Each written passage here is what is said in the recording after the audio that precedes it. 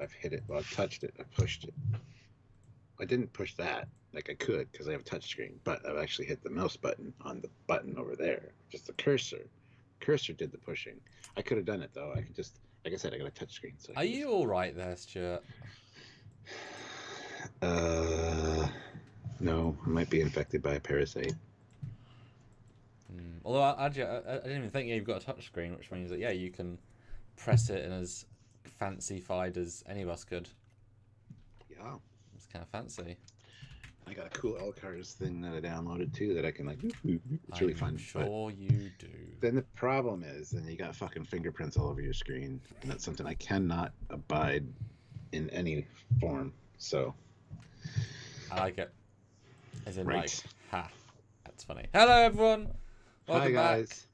Hopefully, you guys went and watched our other review, the nice, short, condensed, non-live, non-2-hour one. I just realized something. We're a lot like Red Letter Media, you know, when they do their best of the worst, and then they cut away to the table with all four of them, and they're like, yeah, so we're going to just kind of talk. And Yeah. Oh, hey, how's it going? Yeah, that's good. It's good. We have some nonsense, and then it starts. I've been rewatching a lot of those. I really enjoy those. Just turn your brain off for like an hour, because they take about an hour for them, and you like do other stuff, and it's just, I love these guys. I'll be honest. Sometimes they annoy me, but... I'm doing the exact same thing, because if you don't pay full attention the first or second time, you won't remember it the third or fourth time. And if I'm editing and they're an hour, I can watch 7 in a row. Mostly know the best bits, but then better go back and because I've got stuff since like 2012. So yeah, the Wheels are Worst and Plinkettos. It's like I know them, but do I know them? So yeah, I've been doing that while I was editing the other day. Just like yes. Oh, it's weird because I've been rewatching them for like the past 3 weeks now. I've just watch one or two a night generally, and then maybe some shorter videos in between. But I mean, it's also just super interesting as a format. Find the oldest content that's never going to be anywhere else. Those VHSs will never survive, ever. And then you find these diamonds in the rough, and these people that make content that's garbage, and then it gets found. That's great. That's really cool. Yeah, it's interesting. And Sorry. Oh, I was gonna say we have some super chats to start, which is great. I'll read those before you share. Yeah. Let's see. Of course, $5. Super Captain Foley. Access code is Foley1 Riker1 Alpha to his iPad. Okie dokie. Skeleton hands. How'd you get my code, Ozzy? Yeah, creep. You're like hiding behind my back. He's in your hair. Shoulder. Ooh. There's a little phone in your hair. Squishy. As skeleton. Yeah. Well, Ozzy again though, $5. All hail the superior commander and super captain Foley. Yeah, he takes over my buddy. Riker maneuver. Hopefully they've had an awesome weekend, or they'll have an awesome weekend. Okie dokie, skeleton. It's a long weekend. It's a long weekend this weekend, so yeah. I'm actually out and about and away, so I will not be any working. Yeah, that's good. Olivia Julius, $10. Wow, thank you, Olivia. Oof. Help! This is Olivia Julius with the Lower Decks team. The Jeffries 2 monster is out and headed to the bridge. You can help us by hitting like and coax it back into its cage. Help us! You're our only hope. As in you people. You know, you wonderful people. You on your phone and you on your computer. And we see you in the bath and you on the toilet and you. How many people? I want to consider. Right now. Are you sitting on the toilet taking a shit watching us? Or pee? Are you on the toilet watching us right now?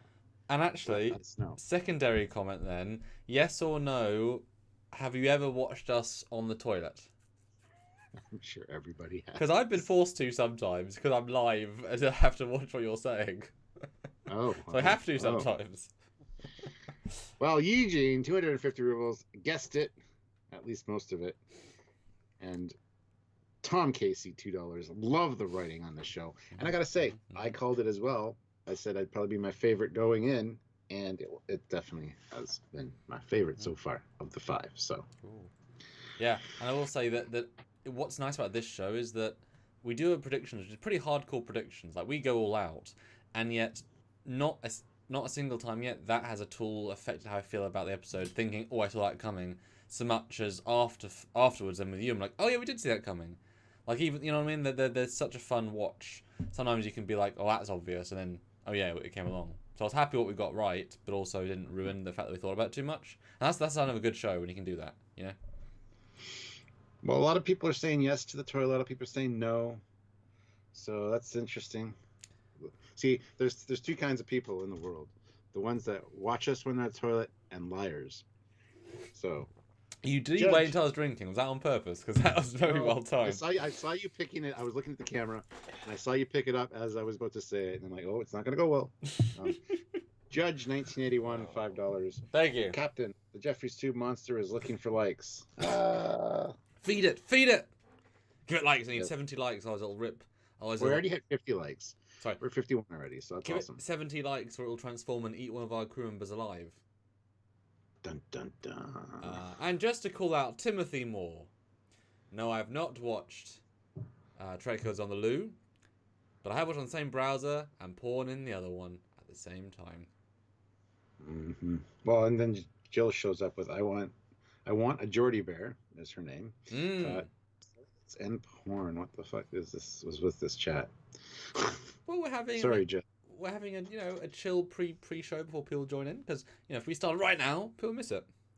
Cool. Ozzy's on the couch, and James ordered McDonald's. Good man. Good man. So yeah, I'll start sharing that now. You can be personal with them. This is your alone time with them. Yeah, have fun. Hey guys. Yeah. How's it going?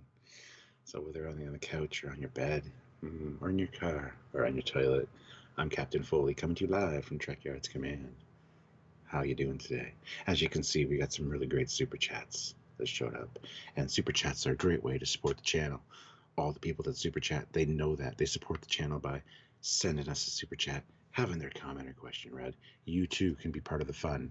All you have to do is hit that little $sign, send what you can afford. The longer the message you want to type, the more you have to super chat, unfortunately, but that's just the way it goes.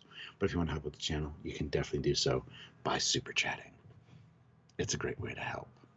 But you can also help by joining the channel at the rank of Commander, Captain, or Admiral, or by heading on over to Patreon/Trekyards and joining through there for a monthly donation that'll help us on a monthly basis. It's also great. Now, if you want to send PayPal, if PayPal is your thing, you can do that as well. By all means, look at the information down below in the description. Our PayPal information is there, trekyards@hotmail.com. You can send us a PayPal. If you do so, we would still read your comment or question, but we have to do it via email, so you have to tell us in the chat or the moderators that you in fact have sent a PayPal. But we will read it regardless. Many different ways to help us out here, and just liking the video, hitting that like button, sharing it around, and just joining us for the lives and hanging out with us is all we ask. Samuel still sounds better.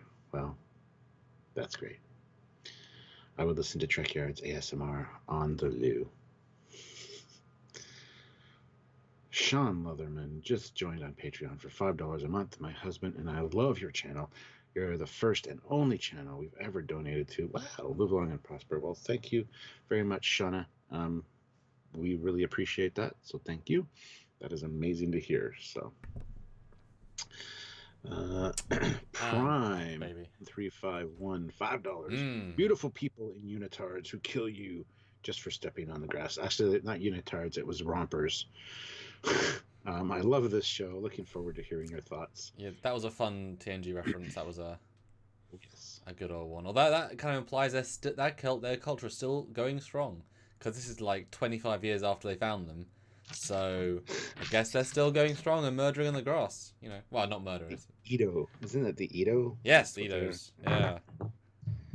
That was I mean, I think it's fair to say last week there were a lot less references. It was kind of more its own thing. This week there's a lot more, but they're in nuggets of like conversational pieces where they're going to use the context of the universe. So while there was a lot more of them, they were in spots. They didn't just say, "Oh, for Kirk's sake," But yes, they did call me a Kirk Sunday with Trip Tucker sprinkles. That's me. I mean, they called somebody it. Oh, I thought it was me. I watched it a few times. I heard. Oh, I'm that Captain Foley guy, and they pointed at the screen. Actually, the fourth time I watched it, It was weird because the music stopped and then one of the characters did this at the camera and then moved in into the face of the entire frame. Then it morphed into a real life face of the actress, and they said, "Commander Foley, Foley, Foley." I couldn't see the rest. It was too powerful. Yeah, maybe alright then. Maybe, yeah. What I thought were it was you weird. smoking at the time? Because I want some. Or did you have some mushrooms? Like, that sounds fun. I just partied with some Suliban and Salt Monsters. You know, those two guys combined, they have fun. You know. Gotcha. Yeah, they keep transforming different sorts of aliens who deal with drugs differently, so they can be high like 15 different times in 15 minutes. All right, well, I got to call it 100 people here and only 63 likes. What is up with that, guys? 75 likes are kind of the minimum when we have 100 people. Oh, yeah. So you guys aren't quite cutting it today. Just hit that like button. Let's prove to the audiences from like last week that you guys are better. Come on now. Hit the like button if you haven't already. And it hasn't moved at all, so nobody's impressed with my challenge. But Stuart, oh, it went up one. Maybe though, Stuart, they'll find out how impressed we were with this episode, or not, or will we like Mariner, who we now know the names. Took 5, but I think we now know the names. Good for us. Maybe not the captain, but that's okay. Have we maybe found the connective tissue with all the different pieces, or is it a false theory and the show's not as good as we thought? So Stuart, what do you think of episode 5 of Lower Decks, and how sad are you that we've got to wait an entire week for episode 6? Before I answer that, Okey-dokey. Welder215 are the 2 purple guys on the wall behind ours. Yes, 1000% they are. I am sad that I have to wait a week because I'm really enjoying this show. As I said leading into this one, this has been my favorite episode out of the 5 we've seen so far. Very Star Trek formulaic, you know. It's got that cool thing going on with the moon. It's got the diplomacy thing going on, which is very TNG. Let's solve that problem. And then a simple solution to a problem that you think is going to be something super inconvenient. Just there's 2 people on the planet. They're rich. Implode the moon. I mean, it's just awesome. And then you get the Mariner thing with the parasites, the speculation, and the fact she's right, but she's not right. You know, that was a nice, you know, something's going on. Not quite what she thought. So I really enjoyed this one. In conclusion, there you go. Sorry, I talked too much. So we just watched it just before this. It's a little bit less good on second viewing. I think the initial mystery and what if helps when you know it's what it is. Then the middle scenes with Boimler just trying to impress the lady, you kind of wait for them to end. They don't add anything in second viewing. And again, I'm trying to be honest here. So, but you know, basically the middle is a bit weaker if you know what's going on. But the first time it was a very impressive episode. I said to you in a review earlier, you know, it's the most balanced of all of them. And it's kind of nice. We haven't really had a Trek show since any of them where they get better-ish episode to episode. You know, normally they're so all over the place. And certainly Discovery and Picard didn't follow these trends at all. I mean, TNG took seasons to get better, whereas these seem to be like they're getting their stride way quicker than you'd think. For sure. And you can really feel this one. They push and pull certain characterizations out of where they weren't quite working. But we've said that each week. You know, how characters get better and weaker, which kind of shows the diverse nature of, you know, how you exist. Because some days you're having bad days, some days you're having good days. You know, so it's an interesting thing to do. But I think it's easily the best balanced episode. It's cram-packed for the story, but not over bloated, not too rushed. It's again. Surprising, it's only 26 minutes. This one felt like it could have been a full 40 minutes, yet it wasn't. Yeah, absolutely. That's good storytelling. And it was really refreshing to see Mariner be a positive force in the episode, who was, while very talented, didn't solve everything, and like I say, was wrong, and also was only trying to help. There was no personal, you know, for my own self-interestness. I guess losing a friend, but that's not a good argument. And the captain was actually good for the first time in 5 episodes, a competent captain. And in fact, I saw it with the ambassador this one because he was excited about seeing it, and he said that this episode might have been a hint as to explaining an earlier episode, as in, guess what? The captain did diplomacy really well. Well, internet's less diplomatic, I guess. Al Stuart, where have you gone? There he is. Yes. Yeah, I was saying the diplomacy. Some of that. Yeah, Dad was saying how the diplomacy thing, this might be a hint to another episode, that when in a diplomacy situation, Mariner's mum, the captain, kicked ass. No other situation she's been good in. But then it makes you think, well, why was she the one that was picked to go to Cardassia? Maybe because she's actually good at diplomacy. That's her thing. And so that explains why she was picked to do such a strong mission and then so pissed off why she wasn't able to do it. Because this week she was good at diplomacy. So that puts into perspective a little bit of why that might have affected her so much. Yeah, I just thought that was interesting to relay that. So a lot of better character stuff this week, which is great. There's two non-super chats I want to address before the super chat that came in. So I wanted Jordy Burr says, I agree this one didn't hold up on second viewing as well as the others. And Chris Valdez says, second viewing has me wondering what actions are his and which are the parasites. Yeah. I'd hope most are his, but it's kind of like just like led in with the parasite. I don't know. Yeah. Double Guitars puts in €5. Thank you. One of you guys is a parasite. Admit it.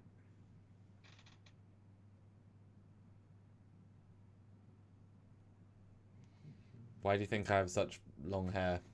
And why do you think his goatee is so... See, his parasite's right here underneath it. See, he's hiding. That's why he grew it so big. It's actually been toned down lately. Oh. But anyway. And yes, the two purple guys are binars on the wall. Some really full-on references in this show. They did very, very well. Well, let's get into it. Yes. So scene... Oh, there is no scene 1. There's no pre-title, which I was surprised about. I was like, did they screw up airing this? Like, where's the pre-title sequence? No, it's straight into the credits or the titles, and I was like, what the hell is happening? That's just an odd choice, because that's like a formula. I can't even say the word. Formulaic? That's the word I was looking for. Formulaic approach to the show so far, and to just brush that aside for this one is weird. I loved it though, because it told you that we're not gonna faff for a minute and a half. We need every minute for the main story. And also pace-wise, there wasn't like a natural pause, because it does take you out of it to watch pre-titles or to watch titles. But then also it shows that, you know, Mike Man said we're gonna have pre-titles as a way of having little bits that are not connected, and I didn't like the one with the energy being. I thought it was a bit silly. And the one after that, or the two after that, we got ones that were directly linked to the story, and so it's almost as if either they've already abandoned the idea of pre-title, like they're not forced themselves to do we need to use a minute and a half for pre-title nonsense each week. If we don't need it, we don't need it. If we don't want it, we don't want it. The format is variable, and this week I think benefited from a very focused full story. It would have diminished it if there was suddenly a minute and a half of something else. So I was all for it. Well, let's call it now. Do you think that they're going to just do the title sequences from here on out without anything before, or do you think there's going to be all of the above? It'll be everything. It'll be I'm sure like the last episode will be a last time on, or there won't be anything. Yeah, I think it'll be very flexible. So next time they'll just start the last episode. They'll just start the episode right out of the gate, play the title sequence at the very end before the credits. Or if they were clever, the last two are a time travel story, and they end the first part of the last episode with a scene, and then they play the first scene in the second episode with the same scene but from a different character's perspective. So say last time on, but it's the same scene but different. Would be a funny way of having that'd be cool. Yeah. But then we get introduced to Cupid's Errant Arrow, great looking star system. I thought the way they drew the asteroid looked gorgeous, or the moon was a really nice art design. Yeah, and I gotta say the episode's title kind of gives away what happens, though. Cupid's Errant Arrow. It's like errant means erroneous, went stray and hit the. Anyway, just wanted to point that out. And we didn't look at the title for our prediction video. So, no. Yeah, we probably should, but. Yeah, I mean but we knew. Obviously, the implication is there's something wrong with the lady, so it's not too much. It's not too much to be surprised. Yeah, but the moon looks fantastic. Yeah, good art design. And here, actually, it was brought up in my first reaction last night that apparently the Vancouver was brought in to assist the Cerritos, but it's actually the other way around. It says the Cerritos was providing support to the Vancouver, a Parliament-class ship which focuses on complex, large-scale engineering projects. And also time travel and killing the guy worse than Hitler. Well, that's just regular Starfleet. It happens between your Oh, missions. yeah. You thought Starfleet was you thought Enterprise was interesting. No. Yeah. No, I mean that's the thing. It should never be Cerritos at starting the mission. It should always be helping someone else. Although I'm not sure what they were helping with. I guess just general. It would have been kind of nice if they're the ones that brought the pod ships. Yeah. They've got ample shuttle-based space, I guess. Then they could have, brought specialist equipment. But they don't really go into that, and now I just thought about it. They don't really explain why. But I think that's probably what happened. The Cerritos stumbled upon the problem and then called in support, and the Vancouver's one that brought the. it's the other way around then, you think? Yeah, because it says that the Vancouver's or the Cerritos was there. No, hold on, it just said the Cerritos was there to support them. Yeah. We were saying the Cerritos is being brought in to help.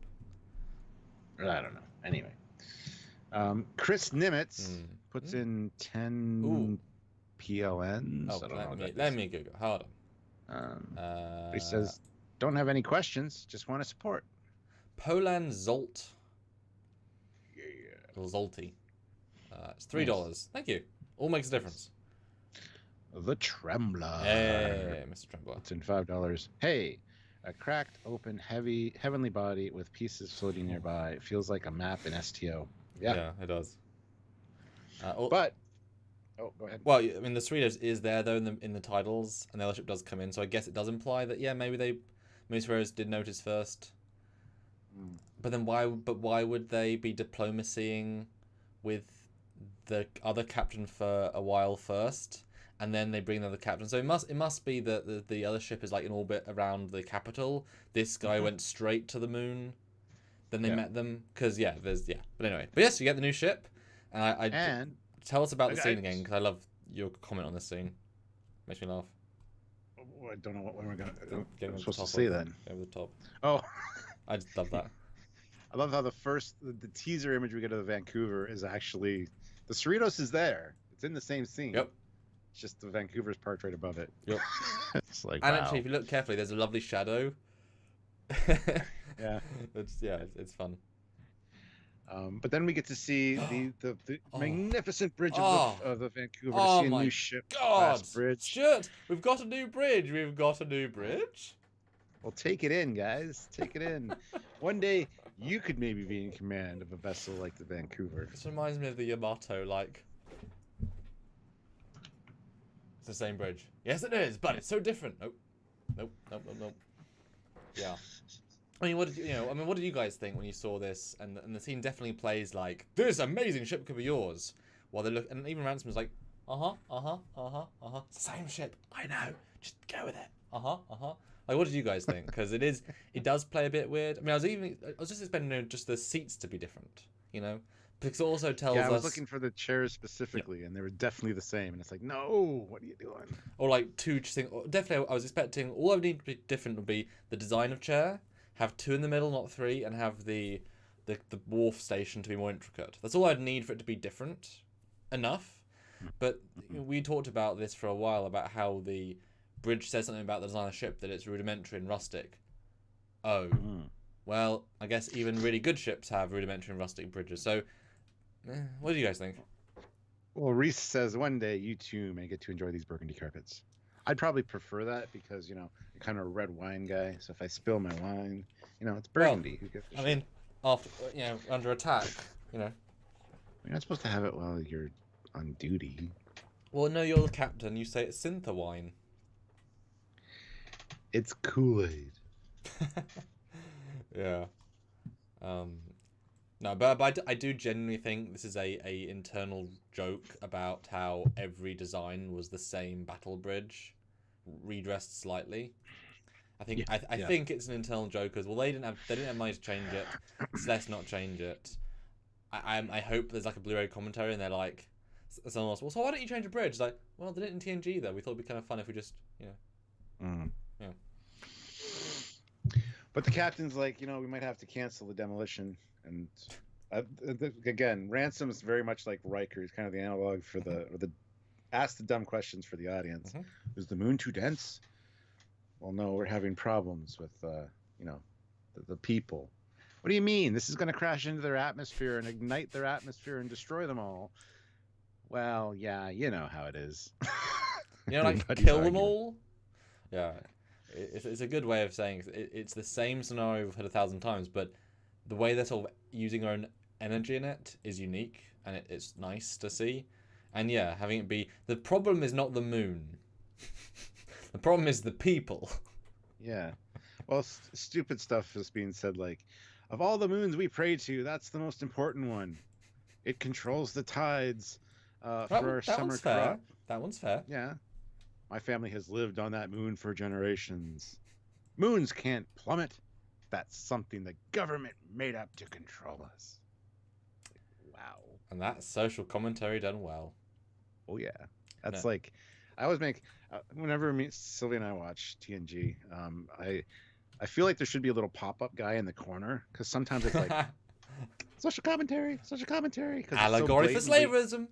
Yeah, because it's so blatantly obvious. Yeah. You need like a little pop-up guy in the corner going, woohoo, hello. But it's obvious, but it's done through the context of the aliens, which makes it okay. It's very, Yes. it's exactly how TNG did it, and this is why the captain is great, and she works with the silly alien, and that's how they do it. A little bit of credit for the alien design, while being very simple. They all have different hair, or everyone has a very slightly different hairstyle, which is Finn style. Finn style. Yeah, so very nice little gentle way of doing it. Yeah, well, I was really surprised how little the captain lady, the new captain, was in it. I mean, she really wasn't in it at all. I mean, she might have had 3 lines. Yeah, not very much. And it's actually the Captain Freeman, who we haven't seen do anything really competent yet, is actually kind of competent in this one. So kicks butt, kicks a lot of butt. Actually, she's exactly what you expect. It was lovely. Yeah, and a little bit of an error, I guess. We talked about this in our Vancouver episode that's coming out on Saturday, but the briefing room is to the left of the bridge module, and there's windows, like lots of windows, as you'd expect from lower decks. But it's not on the outside of the ship. No. And it's the same layout bridge-wise. So that means that the briefing room for the Cerritos is probably there as well. And then the ready room is on the front right. And then the 2 turbo lifts at the back are actually turbo lifts. So just want to point that out. Yeah, no, but also we can now put to bed the idea of the forward light being a bridge window. It's not. The ship is bigger than the Cerritos. So they've got the exact same bridge dimensions, so therefore we have even if it was a bridge window, the same bridge dimensions as the Cerritos, but as you can see, it's much wider and the scale would be many decks big. So these are not bridge windows, confirmed. Awesome. But by the same token, there are no windows. Even there's windows everywhere else. There's windows on the pylons, but no windows where they should be windows. I mean, these are small things, but it's one of those things where different animation teams were focused on different things, when in reality, to add to those windows would be like did it. I mean, but you know, hey, we're at. We should find Donaldson, fault. you can't prove those aren't virtual windows. Well, there you go. You did make that joke, holographic, yeah. Yeah. You can't be inventing technology. But Stuart, can you invent some more likes? How are we doing? Ooh, well, we're only at 90 and 153 people watching. We can invent 10 holographic likes. Let's get to 100. So you can be our technology. You can hit that little like button and holographically change our like counter on this end. So do it. Help us. And we got Boimler doing his log and blah, blah, blah, blah, blah. Okay, so this is the exciting thing. And before we get into that, though, there's always a guy walking around with a towel on, first of all. And he's standing there looking at his clothes. And I just realized this now, but his boots are way too small. Maybe those aren't his boots. I'm sorry. I just had to point that out. 99 likes. There we go. 100 likes. Haha. 150 people watching, which is great. So if you haven't hit likes, hit the like button. Hit it now, please. Anyway, so he says he gets to hang out with the coolest, smartest officer in Starfleet, Barbara Brinson, who happens to be my girlfriend. And find out they met a month ago, and we got Mariner, who's like, okay, yeah, really? We've heard about her for like the millionth time now. I'm starting to think that maybe she doesn't actually exist, which is really mean to say, honestly, but I don't know. The whole maybe we'll see her on the holodeck. Maybe why don't do that anymore? Yeah. And then the reference, She's as real as a hopped up Q on Captain Picard Day. It's like what? Didn't understand that. Just yeah, it's a little too. I don't know. That's the reference that probably wouldn't be made, but anyway. Just don't understand it at all. But I like the joke. I mean, the sex holographic joke, fine, it is what it is. But the holographic girlfriend, etc., etc., is a funny old. Although you would think that if he met her a month ago, the ships would have been together or on a starbase, and they had more than one date. So they must have been at the starbase or the ship or the planet for a while. And they didn't bump into her. I don't know. Doesn't matter too much. It doesn't, because the next scene is Rutherford and Tindy. Now, Stuart, why is the medical trainee ensign constantly doing engineering fixing? Because she's doing an hour time off just to hang out with Rutherford so she can have a friend. See, I would be fine with that, but I am getting that sense every episode, like, she's not doing her job ever. Like, why is she's in a Jeffries tube doing engineering? Like, what? Her character is not that character. Although she does like tech, she's the medical lady. But obviously, want our side characters to talk, so you kind of got to force them together. But it does feel kind of ineloquent because there's no reason for her to be there at all. I mean, if they made a joke at the start of the season saying, "I'm a co-major, medical engineer," oh my god, that's cool. I'm an engineer. Just seems a bit weird. And GridCube says they said they met at a starbase. Yes. Where did they say that? Because I've got all the dialogue in front of me. I watched it like 20 minutes ago, so. Yeah, I don't think it was actually. I think you might have made it in your head that that's where they met, but it's implied. Unless it's later in the episode, we'll find out because we'll go through. But anyway, this is where we get the fact that each ship has its own smell, and I wish that he would have said that it smells like nachos or something. So because Doritos, everybody's making the USS Doritos joke because it's the Doritos, but anyway, it smells like actually toasting marshmallows. USS Doritos. Yes, the Doritos. And we got the plasma fire. And they absolutely use a sonic screwdriver sound effect. It's the third time, but they're definitely just ripping that straight off. Yeah. But that's okay. And they talk about how it's a rust bucket, but it's their rust bucket, etc., etc. And there's a really good line later on about that I absolutely call out when we get there. Well, they point out, this old girl's seen a lot of the light years. Yeah. So, yeah. But they're very happy to be there. But then they talk about the new, it's not new, but the Vancouver, all the cool things, and they sound fancy. Not sure what they do, but they sound fancy, including, of course, Stuart, the new tech. What is it? T-88, man. All I kept thinking was Terminator, though. Well, sorry. For the new tech on the ship, it has fluidic processors that self-replicate their own silicas. Yeah, that. And titanium hull brackets, and get this, T-88s. The new Terminator models, yes. Yeah. That's all I thought when saying that. But I did too.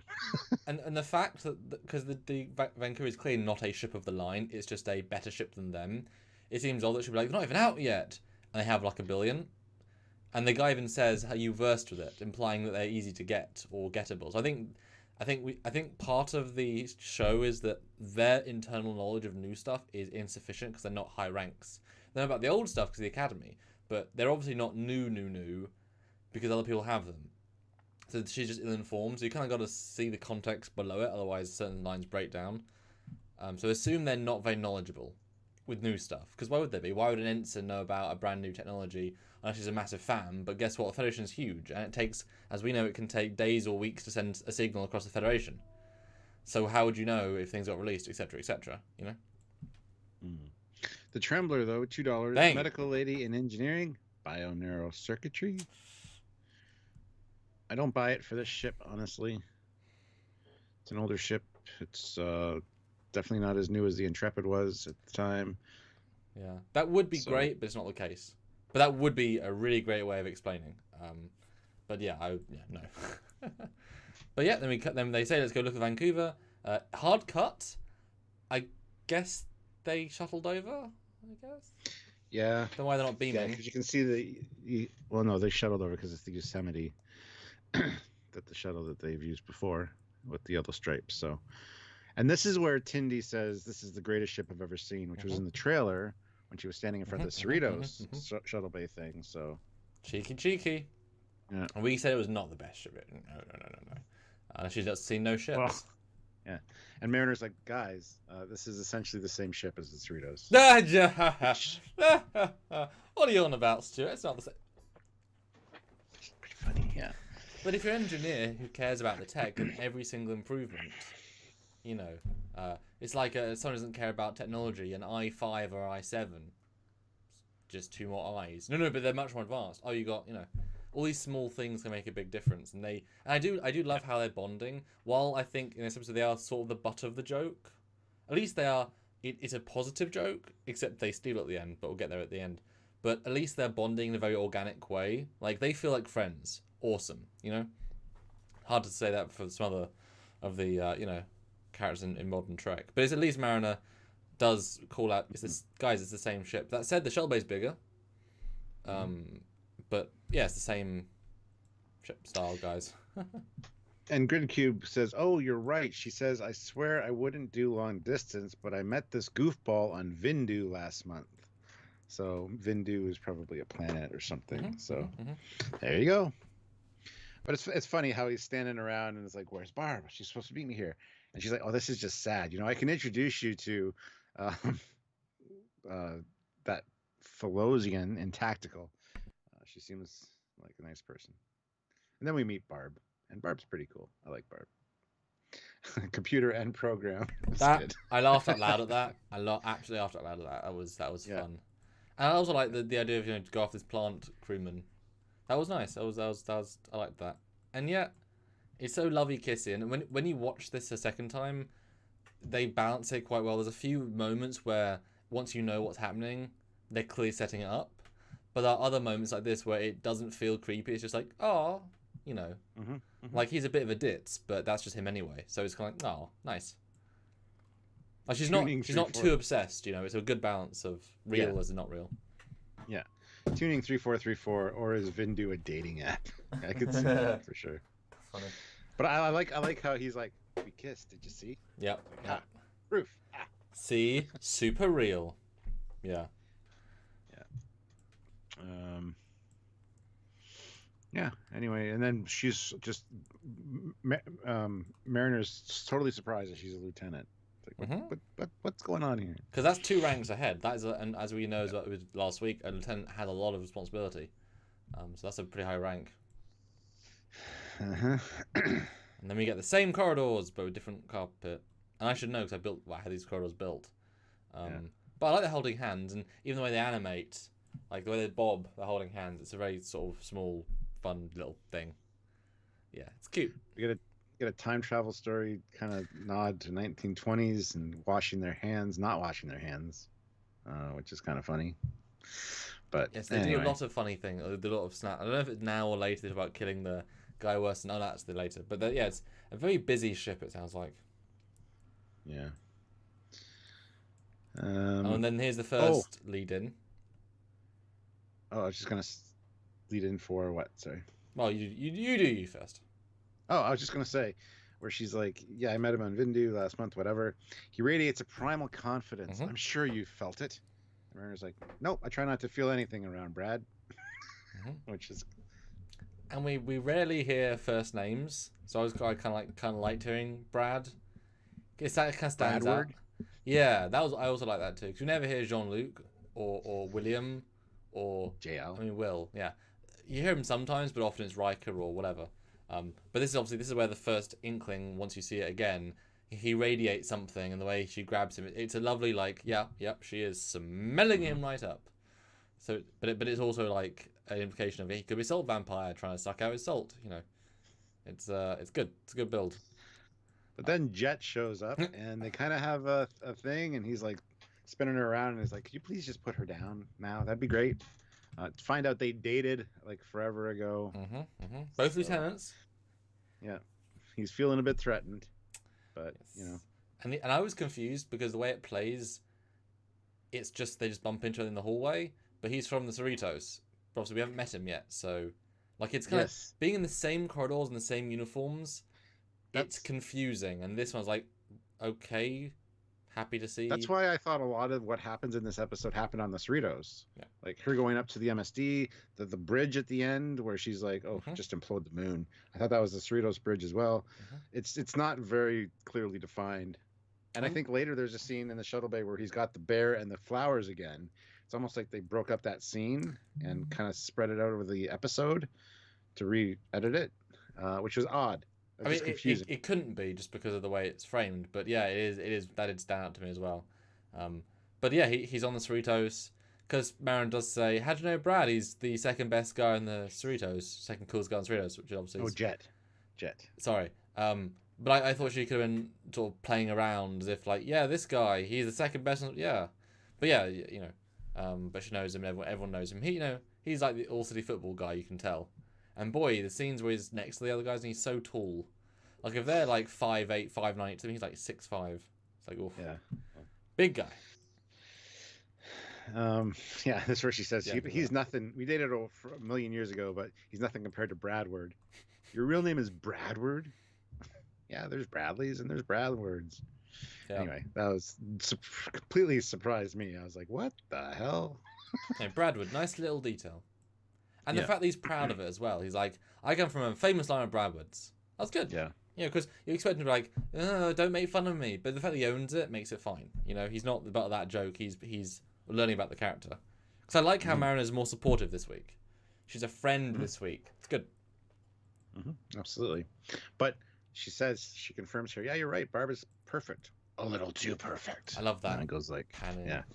Dun, dun, dun. Yeah. And then Ron Docent with a great looking office.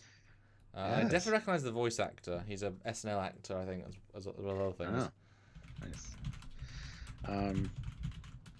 Yeah, and this is I do like his office. I do like the painting of the Vancouver on the wall.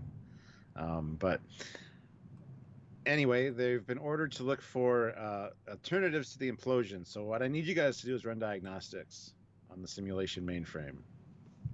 I don't know why their own engineering teams couldn't do that, but okay.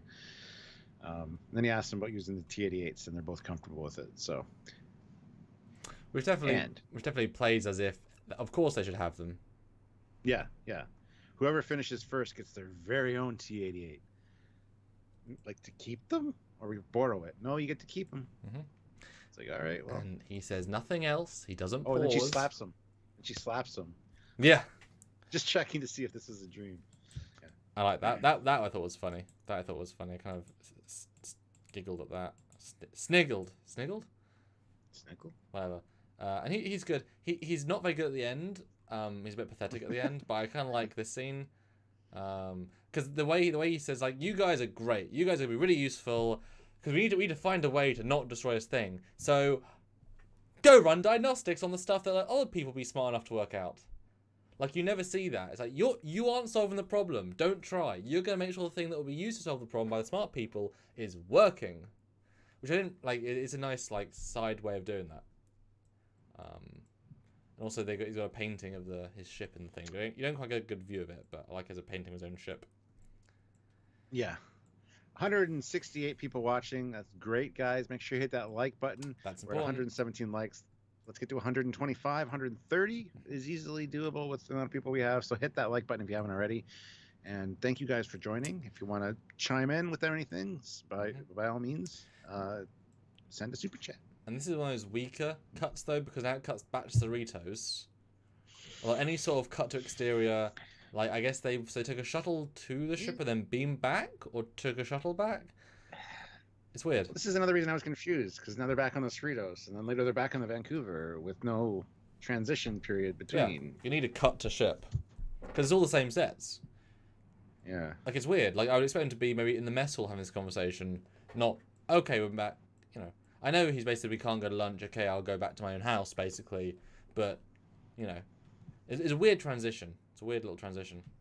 This is where they compare Jet to a Kirk Sunday with Trip Tucker sprinkles. Yeah. Anyway, because Barb is out of his league, that means she's obviously an alien that wants to eat him, or a Romulan spy, or a salt succubus, or an android, or a changeling, or one of the sexy people in rompers that murders you for just going on the grass.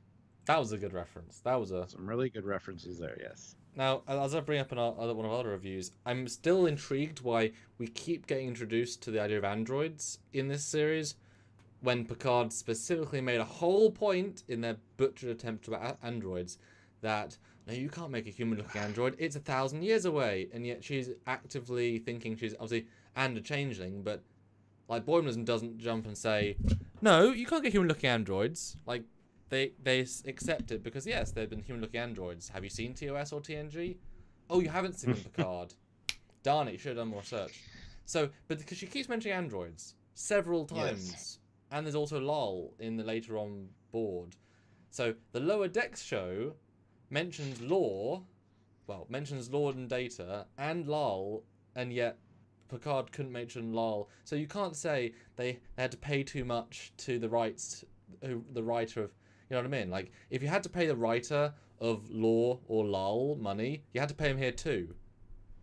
And wouldn't it be more important to put the money towards when it's about Data, Law, Lol, and his children?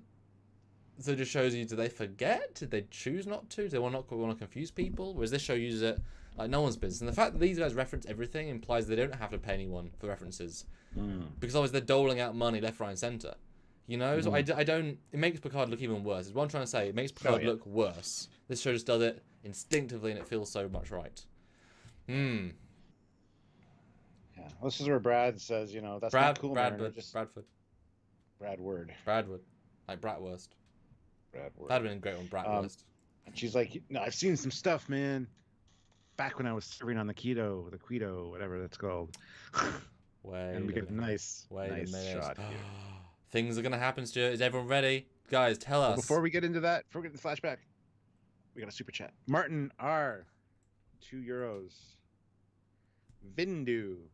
Famous for its Vindivin sauce. I thought you were going to say Vindaloo sauce. I thought I was going to say that too, but he didn't write Vindaloo. Guys, put in the comments now. Yeah, how excited are you right now for this flashback? The Canon flashback. Give me a sense of excitement, guys, because I wouldn't say it made me squeal like a schoolgirl, but this was a good moment. Guys, how excited are you for this flashback? And then I'll go. Once I get a sense of how excited you are, I can move forward.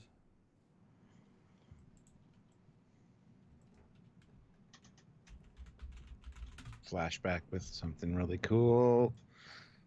Deep Space Nine and an Olympic class. Dr. Quinn is excited. That's called the lag, guys. It takes a few seconds.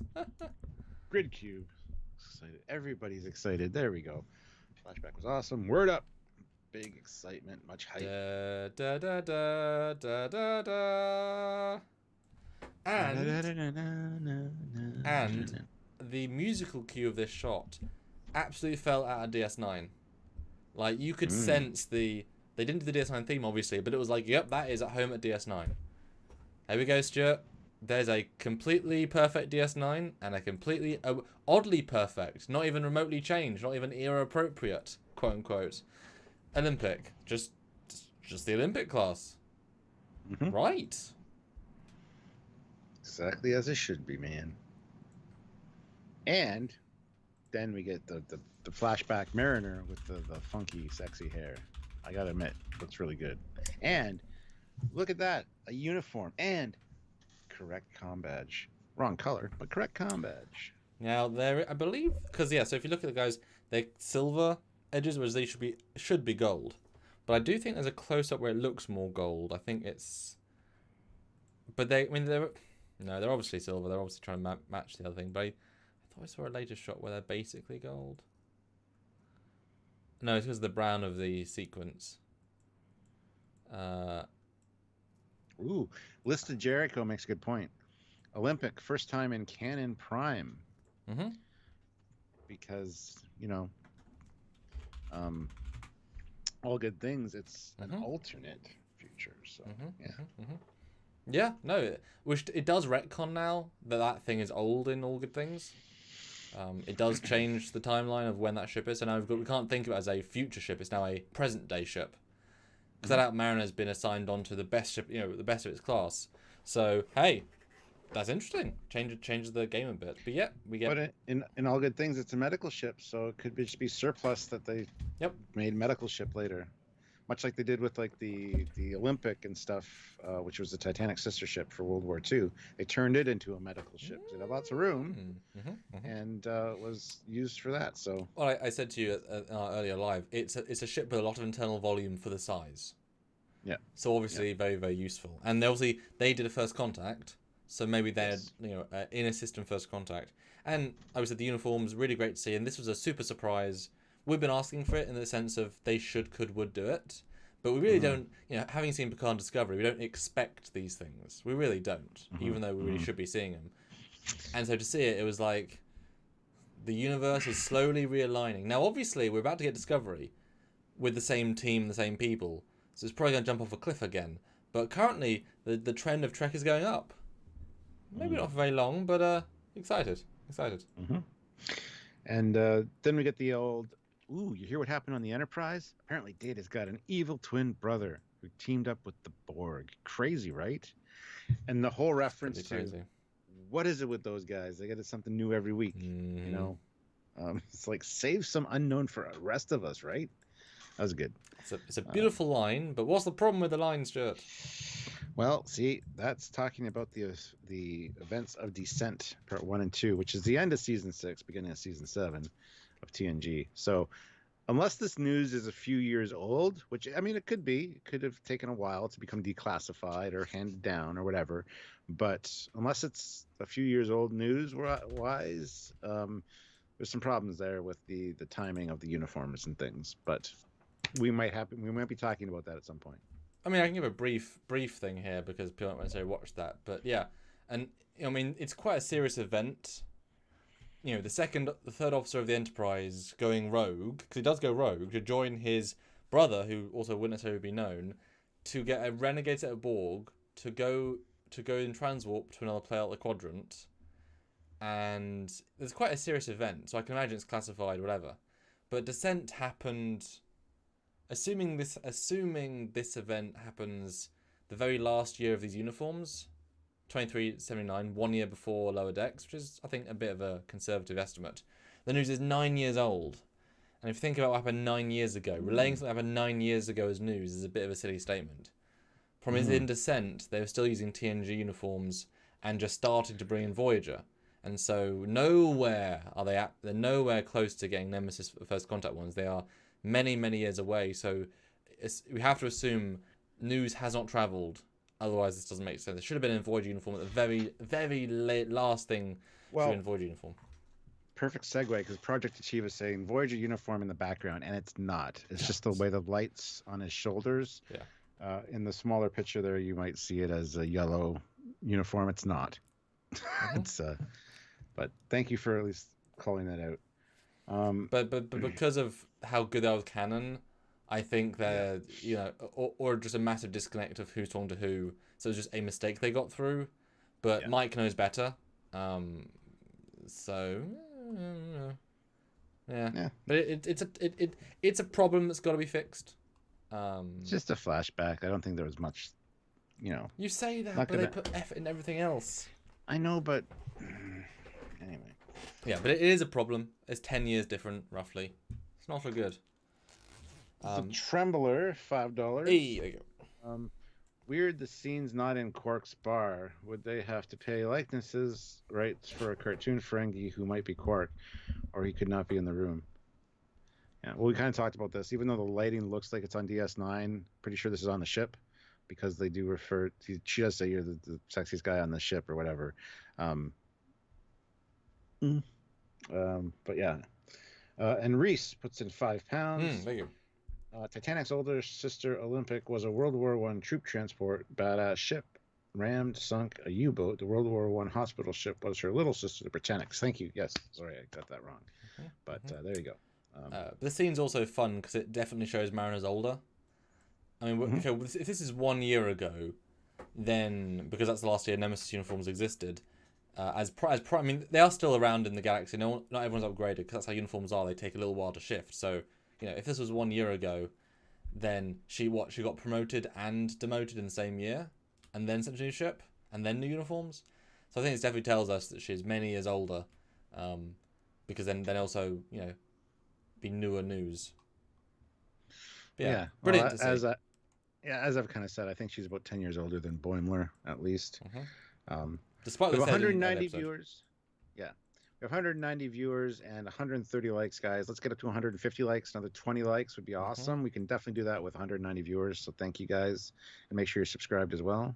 I mean, I can light on Super Chats, which I'm kind of surprised about, given this is the review episode live. So, guys, do put your thoughts in comments. We're here to read them. We're here to talk about them. Do put those in. And speaking of, CJ the Dad, it's in $5. Trekyards, did you notice the tricorder during the episode? It looks like a TNG tricorder, and towards the end, it looks like a first contact tricorder. Never specifically noticed that, but we will take a look at that when we get there. I mean, to me, it looked like the same tricorder as they've been using the entire time. And this Jericho says, Boimler said he was the same age. He thinks they're the same age. Yes.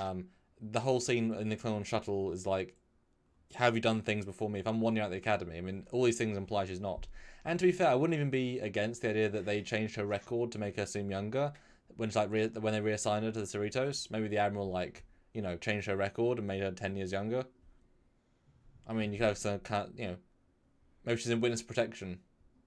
You could do something kind of cool with that, But then you get this odd moment where she says, "Well, you're too perfect. You're this, and this, Mr. Man.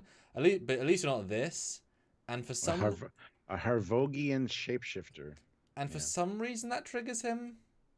Yeah. It doesn't really make sense, and it is bloody gruesome what happens. I mean, it is absolutely horrible. It's a very Rick and Morty moment. Yeah. Yeah. And I definitely think that, people complained about the Icheb character's eye getting ripped out as being too graphic. Sorry, a creature just took his tongue to suck a lady into his mouth to eat her while she's alive. That's way more graphically violent. Way more graphically violent. So, And there's blood everywhere, all over Mariner. Yeah. And it clearly scars her for life. Although she does end up saying, "I'm not going to sit around and let a face get melted again." Yeah, well, it's the thing she has to do. Although looking at the phasers, they're clearly just using their own phasers. These aren't their Nemesis phasers, which implies to me that they're telling us that the normal Cerritos phasers are just the same phasers as the past. It's all the same phaser. They're just drawing it a certain way because these are clearly the same phasers. These aren't different. Just want to point out they weren't trying to be either the other ones. Well, they all look alike when you just simplify them down to an animated one, though, I think. But you can make them look like the Nemesis ones if you want to, just have them be smaller, because those are much smaller. We both held them, they're tiny. Stephen W. Fathry, $5. Thank you. I think they are discussing Descent at some point after First Contact, Rapture, so they have the black and grays, 2373 or later, hence the Olympic class. Yeah, we had that. Yep. Talk about that. Imagine this in live action. Yeah, no kidding. Anyway, she's like, "You're not leaving my sight." He's all worried about losing Barb to Jet, so they're both freaking out about different stuff at this point. But cut back to the captain, and she actually does, for the first time in the show, a good job. Well done. Yeah. And there's no reservations, there's no oopsie, nope, just a completely good job. Well done. First time for everything. Yep, and this is very much a TNG moment. You can see this happening in the briefing room of the Enterprise D, the same thing. They're going to relocate 3 tons of moon dust for the worship. Farmers will have gravity systems installed to help with the tides. And you 3, your ancestral homes will be relocated. The 6th moon, which will now technically be the 5th moon anyway, so love that. Does that work for everyone? Yeah, then we know the one guy who's got a little bit of an issue with the moon that they want to get rid of is blocking pollution, which will affect his people. I like how interwoven the system is as well. It's a big planet. We don't normally see that. Big planetary system. Well, that opening shot with the title. Yeah. You see all the moons. You see the planet and all the moons. Like, yeah. Yeah, and this is a great, because again, this episode does where the Last Jedi Star Wars film fails miserably at subverting expectations. This does it a great job, because you look at these faces, the way it plays, you expect them all to say, no, that's all absurd.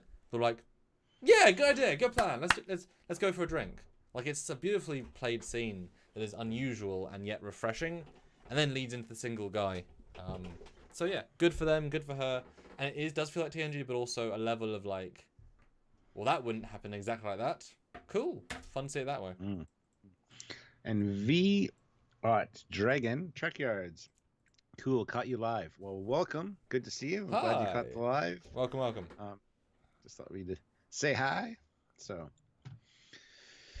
yeah, and then there's like this impossible solution. You know, we can't destroy it, and if we do, you know, and the guy's like, yeah, I know it's an impossible problem. And then we get the captain doing, well, we're Starfleet. Figuring out impossible problems is what we do. It's a good tagline. I love that. And in other episodes with her, you would think it'd be a sarcastic thing or underhanded comment of something. Nope, it's just her saying it legitimately. And in fact, I'm looking at this screen in particular, and doesn't the way it has little extra bars look a bit like the Picard cars? Like with a little bit of being cut up more? Like I don't remember those little lines being in the TNG standard. Like a little bit, I mean. A little bit, maybe, sure. Just, yeah, additional information there. So it makes sense. This L-Cars might be a bit more updated than the normal Cerritos one, because it's a higher up ship. Yeah. But yeah, I like her vibe here. She's like, right, if we calmly talk about this, we can do it. No, shut up and let me think, which I was not expecting. Yeah. So it's a weird little moment, but it's good. It works. The Trembler. $10. Ooh. Thank you very much. What a guy. It's odd how many times Mariner says she's an alien without specifically saying evil. Mariner is an alien everywhere but Earth. Having all but humans always be aliens feels really Star Wars. Yeah, it's a very good point, actually. Yeah. Don't know how to react to that. That's interesting. Things that make you go, Yeah. But yeah, then we get the I guess the stellar cartography, as we talked about on the Vancouver, which to me feels too Star Wars. Just the table and the way the display shows up. But still pretty cool. Pretty sure the Cerritos doesn't have a room like this, so. Yeah, that was my caveat from earlier. There's a few subtle things with the ship is better than Cerritos, and having this room, as I said before, when well, I mean, I guess there are stars on the back walls. To be fair, they do that, but I would have expected the whole thing to kind of go more. Otherwise, yeah, it's just, you know, Bothan's really died hard to get us the information of you know. Well, and then the stupidest shit ever. He hits the hologram and the planets fly around the room. Yeah. Like, was that a reference to like the Tony Stark hologram tech where you take it and you like flick it, you can throw it on the wall or whatever? Because that was just dumb. That's cartoonness. Yeah, but it took me out of it. The first scene, I was like, that's really stupid. And then Jet, of course, is the one that fixes it, so he looks like the hero. So he's actually making his situation worse. Although the hero in that you can press reset. You know what I mean? It would have been better if he like slammed into it and then caused a thing that caused the whole thing to blow up or whatever. You know, like a more of a, oh no, I didn't mean to. You know, yeah, it's a cartoon moment. I mean, that's the thing where I understand why. I didn't even think about it per se because it's just a cartoon. But yeah, that moment is very much like a we're silly. And I think this scene is the weakest scene in the episode because now if we watch the episode, this scene is pointless. In the grand scheme, it's completely pointless. Beyond slightly progressing the, I want her to like me. I don't want Chet, who means nothing, whatever his name is, and Mariner, who in the scene she should just scan her as we come on later. If she can go wham wham wham, she can just go meow. Oh, you're human. Like, the scene does not work. Scan her from probably the hallway. Yep. You can scan through the wall. Like no, aliens in that room. And as I pointed out later, it's actually easier to scan her from behind than cut her hair off for a sample. Yep. Did you pull her hair? That's messed up, man. Yeah. So this scene is definitely a throwaway scene. And I'm happy with that. And also, her reactions are opposite. If she was under the spell of these pheromones, she doesn't react like she is at all. So it's a scene that's meant to show us she isn't, but even though she is. So it's, you know what I mean? It's a scene that doesn't work in the grander context. Perfect first time round. Doesn't work as well second time round. Although I did like the whole disable android with a pulse. Again, showing many androids. Because if that... I guess it's a reference to Data with the chip in Insurrection, I guess. Nemesis. Or Insurrection, yes. I guess? Yeah. That was it was different. That was turning off his thing. This is a sound wave, but I mean... Yeah. I guess it's a similar idea. Boy, she knows that. She must have worked in the Enterprise at some point to know that. I mean, come on. You know, there's one android in the galaxy. I guess Lauren B4. And Data's dead at this point, so... Like, why? You know, it's very specialist tech using. Or at least knowledge, anyway. Well, Totally Random Reviews throws in $50. Thank you very much. Totally Random Reviews. Awesome. And it was ketchup. It is ketchup on his display pic. He Good. confirmed that last time. Just got a bonus from work. So here is a little something. Hope this helps with a slow month you have been having with Super Chats. Plaidman out. Thank you very much, Plaidman. Good to see you. And yes, you've turned the Super Chat into hey, works better now. I forgot that Totally Random Reviews was Plaidman. And people are like, who the hell's Plaidman? Well, Plaidman is one of the bridge crew guys I play with, or used to. He doesn't really come around anymore. But he's, yeah. So that's awesome. Thank you. Very helpful. That really does help. Thank you. Woohoo. Yeah. Anyway, it turns out that they both end up leaving the room. Well, he kicks Mariner out, and then Barb's like, well, maybe you should go too. We got a lot to do. I'll see you in the mess hall later. Bye.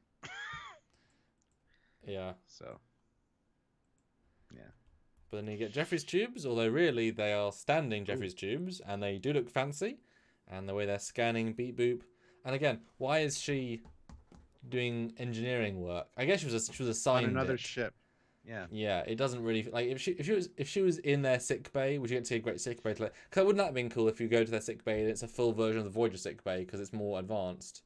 And she's scanning people, and there's like a guy who's heard of radiation, and she's just like beep beep beep. Okay, thanks. But you know, she scans everybody, even guys that have colds.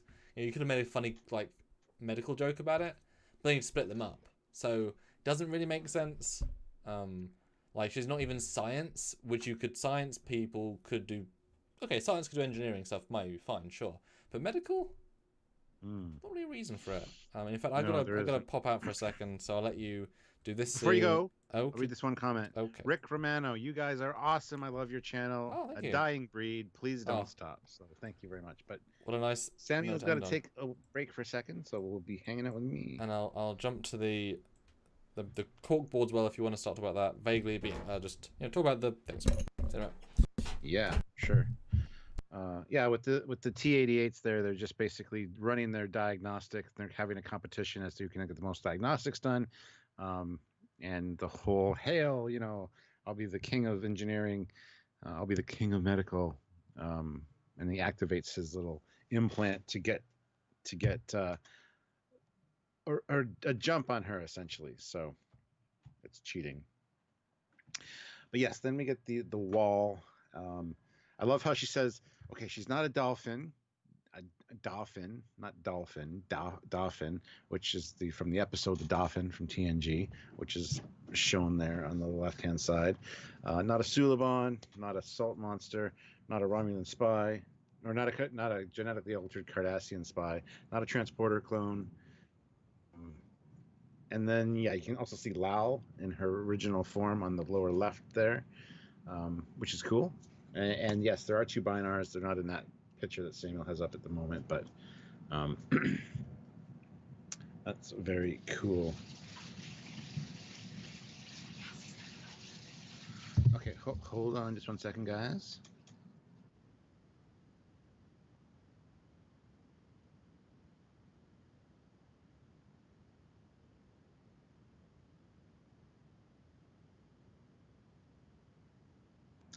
Sorry, guys. Just something else going on, but that's okay. So I'm back. So yeah, this was actually pretty cool seeing all of this stuff on the board, her trying to put it together, and lots of great references here, which is really, really fun. Is that George or Gracie? I don't know which one it is, Jamal, but it's probably one of them. Yeah, Suleiman there as well. So the Binars, Lal, the Dauphine, Suliban, Salt Vampire, uh, two Klingon ladies, which is neat. Cardassian. The Trembler throws in $5. I know she mentioned positronic brains, but Mud's androids, Exo 3 androids, Mariner would know of them. Yes, absolutely. Are they flushing a toilet? Says Herbst Omegas. That's just upstairs. Somebody flushed a toilet. So yeah, there is a toilet being flushed, but not by any one of us. So volume low now.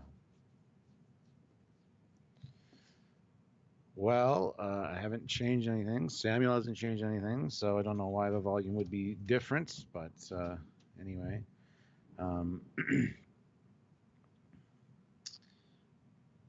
No, there's some good references here. Transporter clone. Anyway, turns out Barb's not a Suliban. She's just a really nice person, which I think is great. Those two Klingon ladies look like Lursa and B'Etor. Yeah, absolutely they do. Which is when we talked about this this specific image earlier.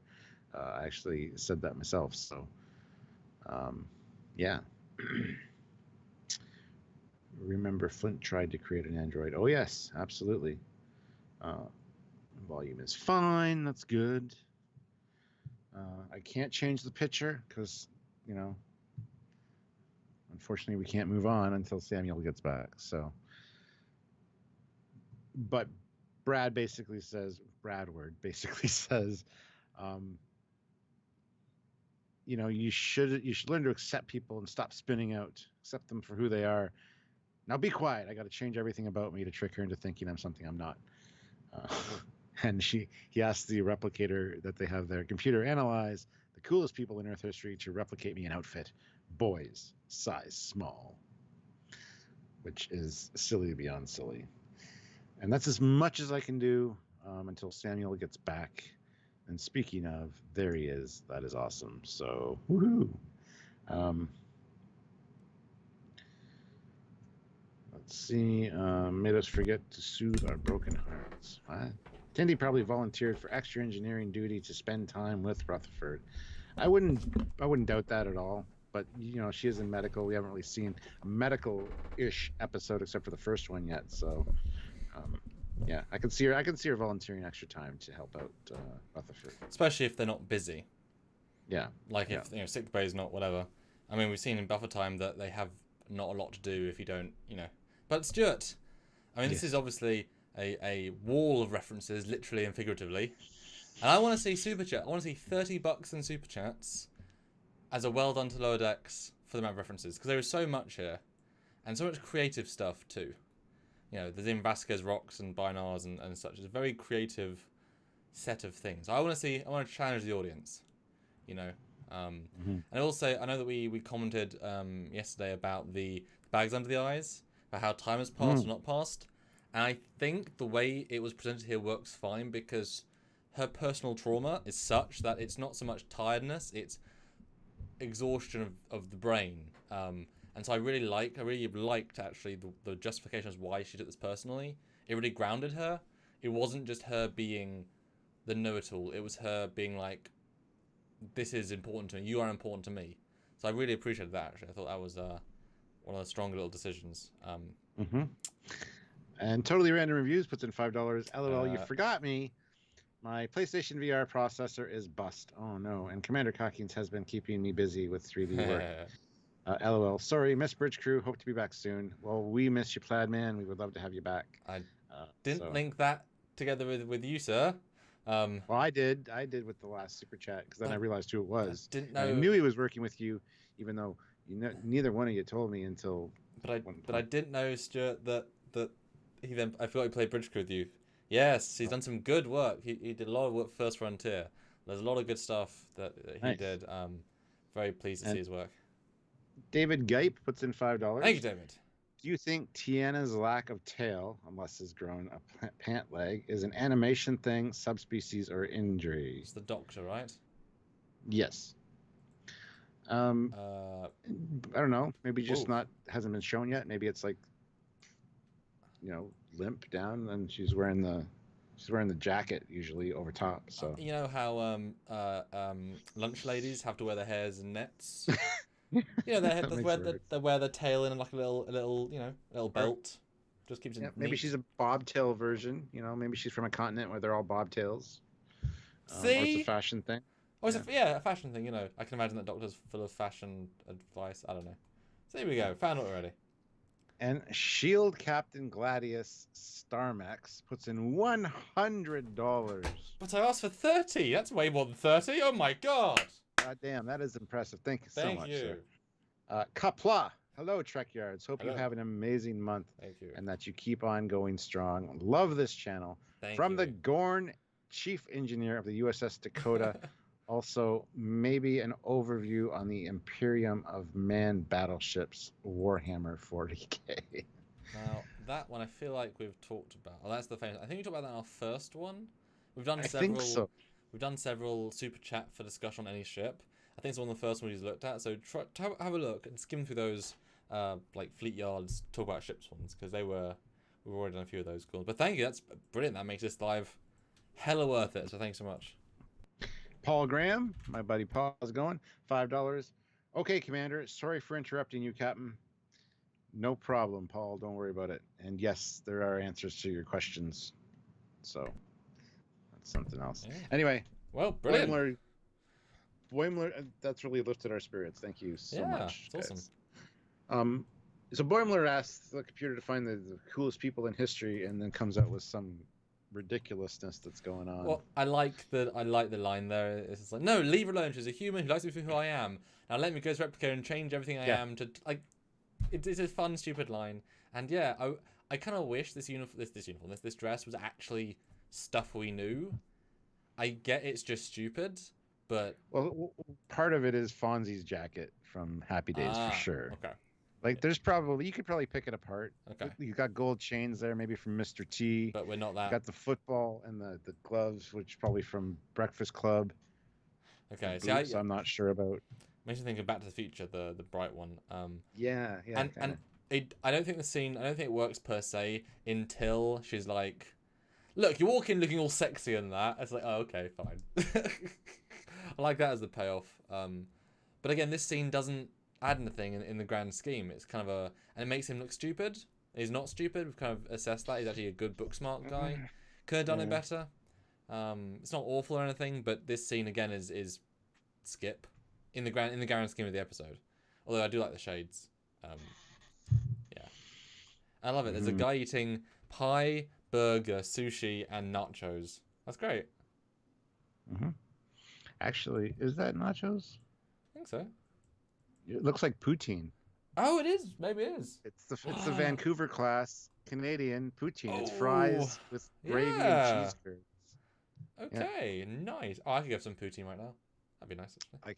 I could too. God damn. Maybe I'll have some for supper. I don't know. Can you send me some? Can you beam them? I wish I could, man. I would mail it, but I don't think it'd be very good when it got there. So it would not. Yeah, and that's great. Vancouver, USS Vancouver, and they got poutine. I love that. That's great. Nice. It's just a weird scene. I love how he asked for a beer, even though she's like, we're on duty, but it's synthahol. Who cares? But tall and hot. Wait a minute, not hot. Yeah. Like it's entertaining. It's just cringe entertaining, and I'd rather not have it than have it. But it works on the first view. Although it does make you wonder, like, is this the parasite as well? Because you wouldn't need to do this if the parasite was taking over.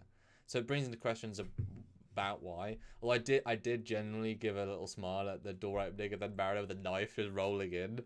Just something about that just makes me laugh. It's so stupid. it's just really stupid.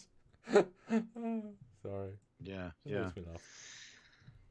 Oh, and then she gets the hair sample after, of course, Brad spills his beer on, and you come in here looking all sexy, and then you mess it up. Yeah. I don't know what's going on with you, which I thought was good. It made me laugh, yeah. Because this But she episode, cuts some of her hair, and it's like, did you pull my hair? What, did you pull her hair? I thought that was good. The poor guy's like, douche move. yeah. No, this episode I'll give him massive credit for always keeping you thinking. Although, bloody hell, close your uniform, Mariner. Jesus.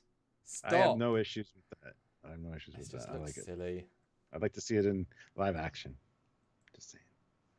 Cleavage, it's good. But anyway, so she's like, anyway, I got work to do. Can I walk you to your job? No, I don't want to work. Don't need anyone to walk with me. Big dude, walk with me. Yeah. It's funny. It's a good little, and because thing is, she doesn't know she's saying it. Like it's not a dig. It's just a. Well, he's a friend. It doesn't count. Shut up. Yeah. Yeah, it's good. I like it. And she's like, I got some good news and some bad news. One more bad news. I think she's 99. I'm 99.8% sure she's a reptoid. Yeah. And she's like, but she called you sexy. That's a huge tell.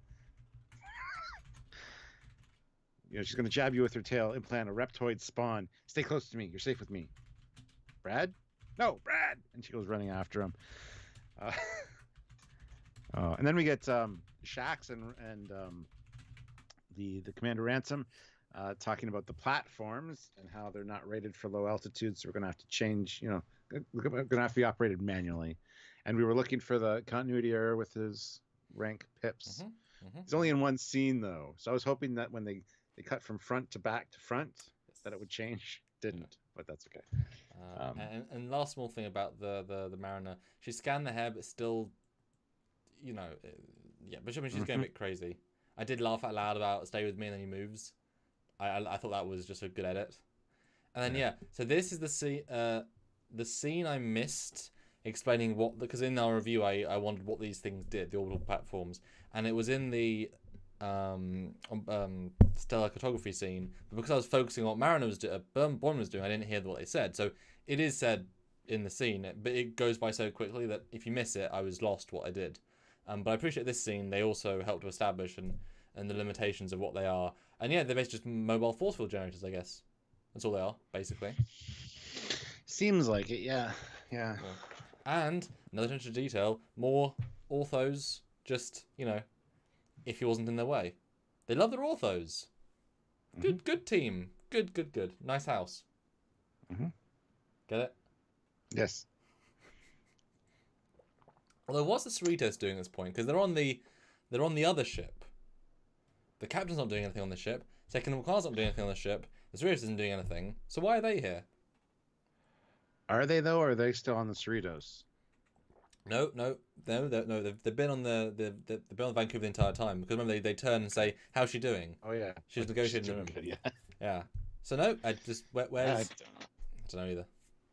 Confusing. Vancouver's crew is just incompetent, I guess. Well, to be fair, they're all bloody tired from doing time travel shit. Like they are just drained out. That single guy, that lieutenant commander, was just the tip of the proverbial "get me off the ship" iceberg. Yeah. The FedDoc, $5 Australian. Good to see you. Morning from down under, lads. Good morning. Will admit, I liked this episode. At the same time, I'm torn. Ooh. Felt bad for old Boymes. Loved Mariner's excessiveness, though. Yeah. Well, just to reiterate, the Feddy doc, it's probably our favourite one of the season so far, so we absolutely agree with you. But the fact is we're being fair. Any problem we're going to call out because that's called good, not journalism, but good reviewership. And there's so many good things. I mean, how many times have I said to you, I like that moment I laughed? A lot. This episode is full of little nice moments. It's well done. Herbsta Magus puts in $2. Hey. How many times Boimler spilled a drink on someone? Oh, yeah. Was there a time before? That was last week. Was there another one? That was intentional, though. Was there a third one? I don't know. I don't think so. That would be a kind of funny running gag, though, if it keeps... Although, I don't know about you, but the way the edit was, I felt as if the Jet, I'm so close. If Jet put his foot out on purpose to be a dickhead, because the way it plays, like, the foot's out of nowhere, you would think Mario would notice. But it's not. But at first I thought, oh, he's trying to, The guy's coming in being all macho. Let me make him look go full, but it isn't. But just a small note there with the drinking. Yeah, look how big that shell bay is. Yeah. It's a nice looking shell bay. Yeah. And this is where he's got the bear and the flowers again, which is weird. But Jet. keep pushing it in. Yep. Are you sure it'll fit? We'll make it fit. Yeah. And then he goes around. And I just love his reaction. You're not sex? I heard sex. Dumbass. Yeah. But also the inclination of the previous scene with these things that they didn't actually take him anywhere. Like, she never actually took the presents, so he managed to, like, he found the presents in Lost and Found or on the shelf that someone picked them up. And yes, there's the guy's face. But this was funny. This is more the adult. Oh my god, the face gets worse. Wow, that other face is Jesus. With the high eyebrows. I mean, this was funny. It was silly. I'm not sure why the lights aren't on the shuttle. Although, talk about a great view of the shuttle. I mean, if you want to rebuild the model, it's a great view. Although, what are they doing with the shuttle? Since the shuttles have no part of the episode. Why are they... I don't know. I know it doesn't matter, but, like, why? I don't know. That's why I think this scene should have been earlier. And who cares? Who cares? Taylor T puts in $10. Ooh. While I wish Lower Decks was a little more serious, I enjoy the canon that they adhere to and the humor. Any Enterprise references are always welcome. They clearly love the show. German beer equals awesome. Absolutely. Yeah, I had a German beer in Germany. And in fact, yeah, we had the Trip Tucker and the Spielberg reference. So we actually had two Enterprise references, which, I mean, they don't really do. It's the least reference. And in fact, I don't know if you guys saw, but Star Trek.com released a poster about the new Star Trek Day, which I guess is this weekend or really soon. And the poster included, Picard and William Shatner and Anson Mount and Nichelle Nichols, all for all the shows, but not Archer from Enterprise or anyone from Enterprise. So I found an edit to include them because there's lots of space. So yeah. The FedOc puts in $5 Thank Australian. You. I'll admit, though, the more I see of Ransom, the more I wonder whether he's the Shadow King on the ship. That or a much better potential captain. Much better potential captain. I mean, I'm sure he would be a better captain. Well, I mean, that was the joke last week about he had the idea and then she stole the idea. So there already is that sense. But, I mean, you need a good second in command with every captain. That's just how you do. No, you don't. I disagree with that statement. But do you agree with Henry, who says, Mana's flashback, just to jump back for a second, made it seem like she was a normal Starfleet officer, implying that she wasn't like the cream of the crop, special, amazing, like gifted. She was that was at the start of her career, which was like just positive. Yep. That was before something happened that made her hate the fact that she's higher in rank and get demoted, and But also it seemed as if it was before maybe any parental pressure. It kind of takes away that idea that maybe she was really like pushed, because she seemed really chill, Yeah, they have a nice little argument here that she's been acting weird all day, and he's like, "Well, you should be with Jet. Jet, he's better." And now I screwed it all up. I made it even worse, and it's all dissolving. And she's like, "No, it's okay. It's okay. Let's start the day over." Then that's when Mariner jumps out. Watch out for the tail! And pulls her pants down. And since we've seen standard issue pants, she's wearing distinctly much more colourful underwear. Well, they match the colors, the stripes on the ship. They do. So, look at that lady's face, like, oh.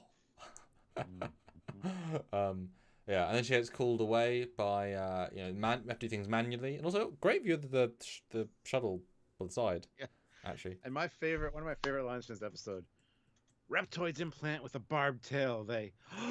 Her name is Barb." I just love it. It is the Illuminati. Yeah. No, it's funny. And the irony is, I do buy how she's acting. Like, she's a very passionate officer, and she's using all of energy to help him, and it comes across really well. And also, just to note that this lady, Barbara, is a medical, even though she's doing engineering-y, sciencey things. I mean, think that's the conceit here, because even Tendi is as well. It's like, what is medical and engineering interchangeable?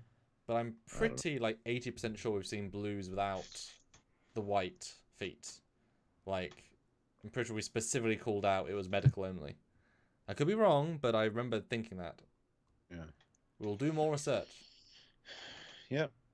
But this is where Mariner's like, how could I be wrong? And then she turns and crunches something, and we see the exoskeletal husk. Yes. Do we get closer with the tricorder? Is that? No, it's later. No.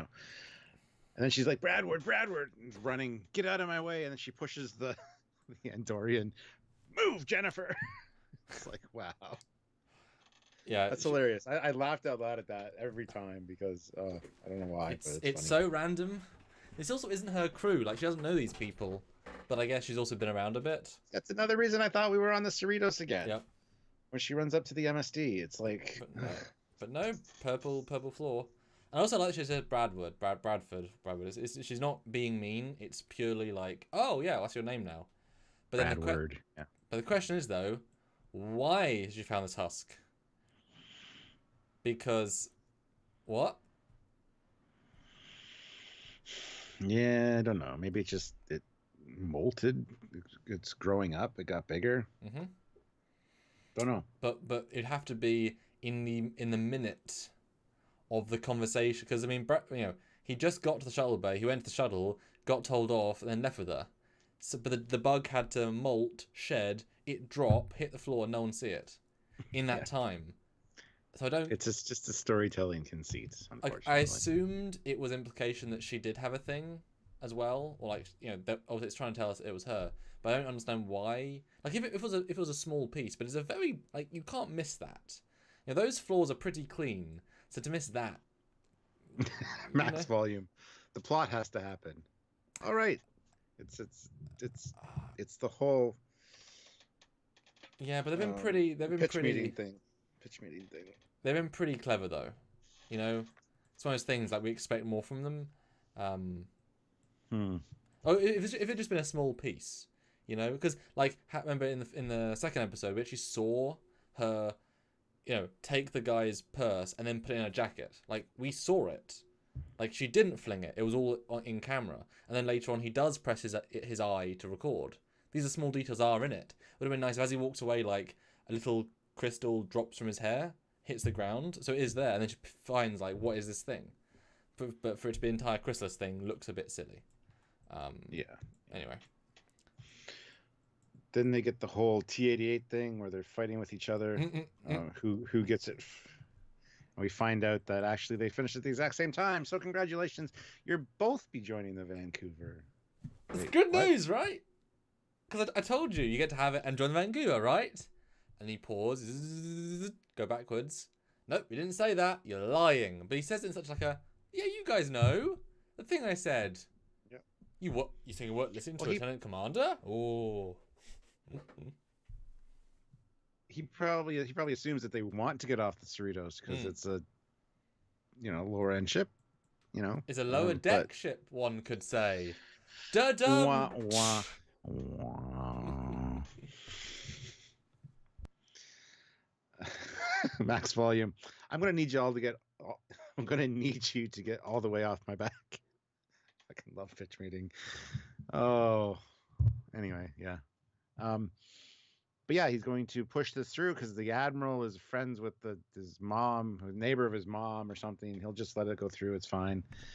The FedOc throws in $5 Australian. And am I the only one who thinks that Barb character would use that parasite for her own particular intentions, shall we say? Like, she seems obsessed with it still. I want to study this little guy. And the whole time it's yelling, lover, lover, lover, lover. I don't know. It's both. Would she use it for her own intentions? Maybe. I think you're seeing that on your own, mate. But I can see. I think I could see Barb coming back. I mean, they're giving these characters good characterizations. Yeah. That I can imagine, like, legitimately more than Picard has done or Discovery has done. Like, if you see these ships again, like, hey, it's Vancouver, nice. And little note here that again my dad noticed while we were watching it the first time, or whichever time this was, that he, as you said in the bit you did, he was using his Vulcan implant to go speedy when she was beating him on engineering work, and yet they still had at the same time. So she is that good a scanner, like a shop worker, beep beep, doing the tills. But they are equally as good, even though he has a massive advantage. So just to point out, she did really good there.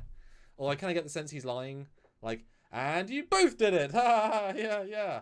But else they would know as well, so it doesn't quite work that way. But I was kind of hoping he's like making up to them. But yeah, congrats guys, you're getting promoted, but also not really. But also yes. Then you get the MSD, Stuart, where you get a nice top view. Yes, it looks great. And it's a USS Vancouver there. I thought it was the Cerritos first couple times I watched it because I wasn't paying attention and I didn't know what ship they were on. Don't care. But there might be an episode coming out about the MSD soon, so just stay tuned for that. Yes. Anyway, finds out that Brad and Barbara are both on platform Gamma. Requesting emergency transport to platform Gamma. Authorization Mariner 8. Request denied. Is that a made-up code? Who is this? Clear this channel. Love that. I thought that was great. And it made me think of another movie quote, and I couldn't place it. And then last night, everybody helped me because it was basically like Star Wars with Han Solo. Yes. Who is this? Clear this channel. Yeah. And I also laughed at that line because it's just like, I mean, that's happened so many times. Yeah. And she's trying to be clever, but she has no idea. But it also symbolizes later on with a Brad in the thing saying, Captain, do a maneuver. Bradbury 6. It's that sort of similar vibe. But yeah. I love that because you don't have authorization to do side-to-side beaming. What are you on about? You're an ensign. You ain't got that kind of power. It's not even your ship. You don't even know the crew here. And the FedOc throws in $4 Australian. I meant that she'd use the pheromones ability for herself. That's what I assumed you meant. Yeah. But I saw that other people in the chat thought you meant something else, like Jamal, who said "ooh." Like it's a little bug. I'm not going to go there. But it's like that's a bit mean. She seems like a nice lady. So yes, absolutely. But speaking of, this is the only sequence I would say the Mariner card is she's the bestest of the crew, because what a absolutely incredibly reckless and brave thing to do that she thinks. I mean, she's not thinking obviously, but that she can EVA. Given that we already saw in a previous trailer, they're scared about EVA, whatevering. That they can EVA between pods. Like if you lose EVA, you go flying. We've seen that as well. So the fact that she can EVA between these ships to get to the right one without any sort of safety mechanical, and it's presented like, oh, it's no problem. This plays like she can do anything, and I don't appreciate that. Like, it's not the end of the world, but all she had to do was have one of Spock's rocket suits, like a modern version. So all she had to do to make the scene fine, and it would still be as risky, So all they had to do, and we've seen also on Discovery, so we know they exist in multiple time periods and timelines. I mean, would you agree with that? No. Yes and no. Yes and no. We haven't seen one in this era, a rocket booster thing. We saw it in the motion picture. We saw it in Discovery era, which is fine. Those are older ones. But yeah, if she just and started floating away, she would just like, Vancouver, Cerritos, can you please beam me up? Whatever. I don't think it'd be an issue. So just makes her seem amazing that she can just do that, because no one would do this. Like Picard wouldn't do this. Only Data would do this. And he can calculate things. So this is the only bit I thought was a bit silly.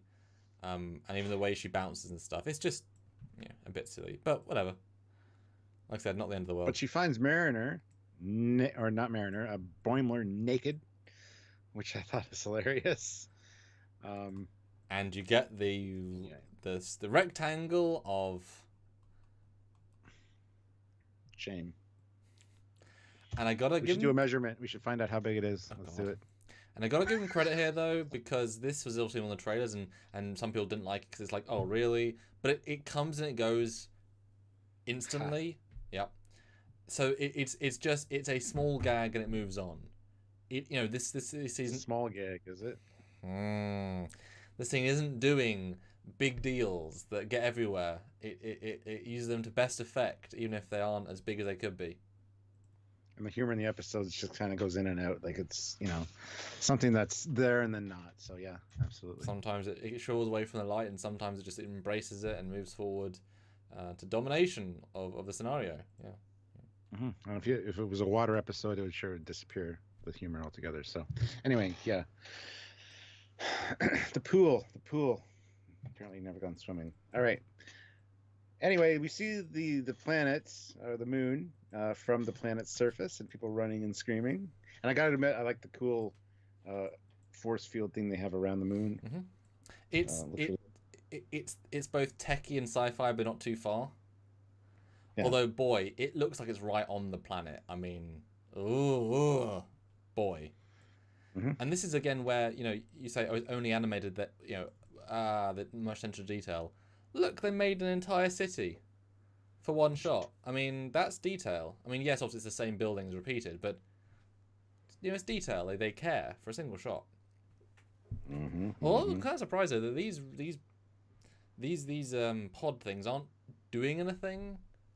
They're just next to this energy force field. I'm assuming they're generating it, but there's no like, yeah, which I'd almost kind of liked, because it would be like, 19 things firing particle beams would be like, So it kind of feels more sci-fi-y, I guess, this way.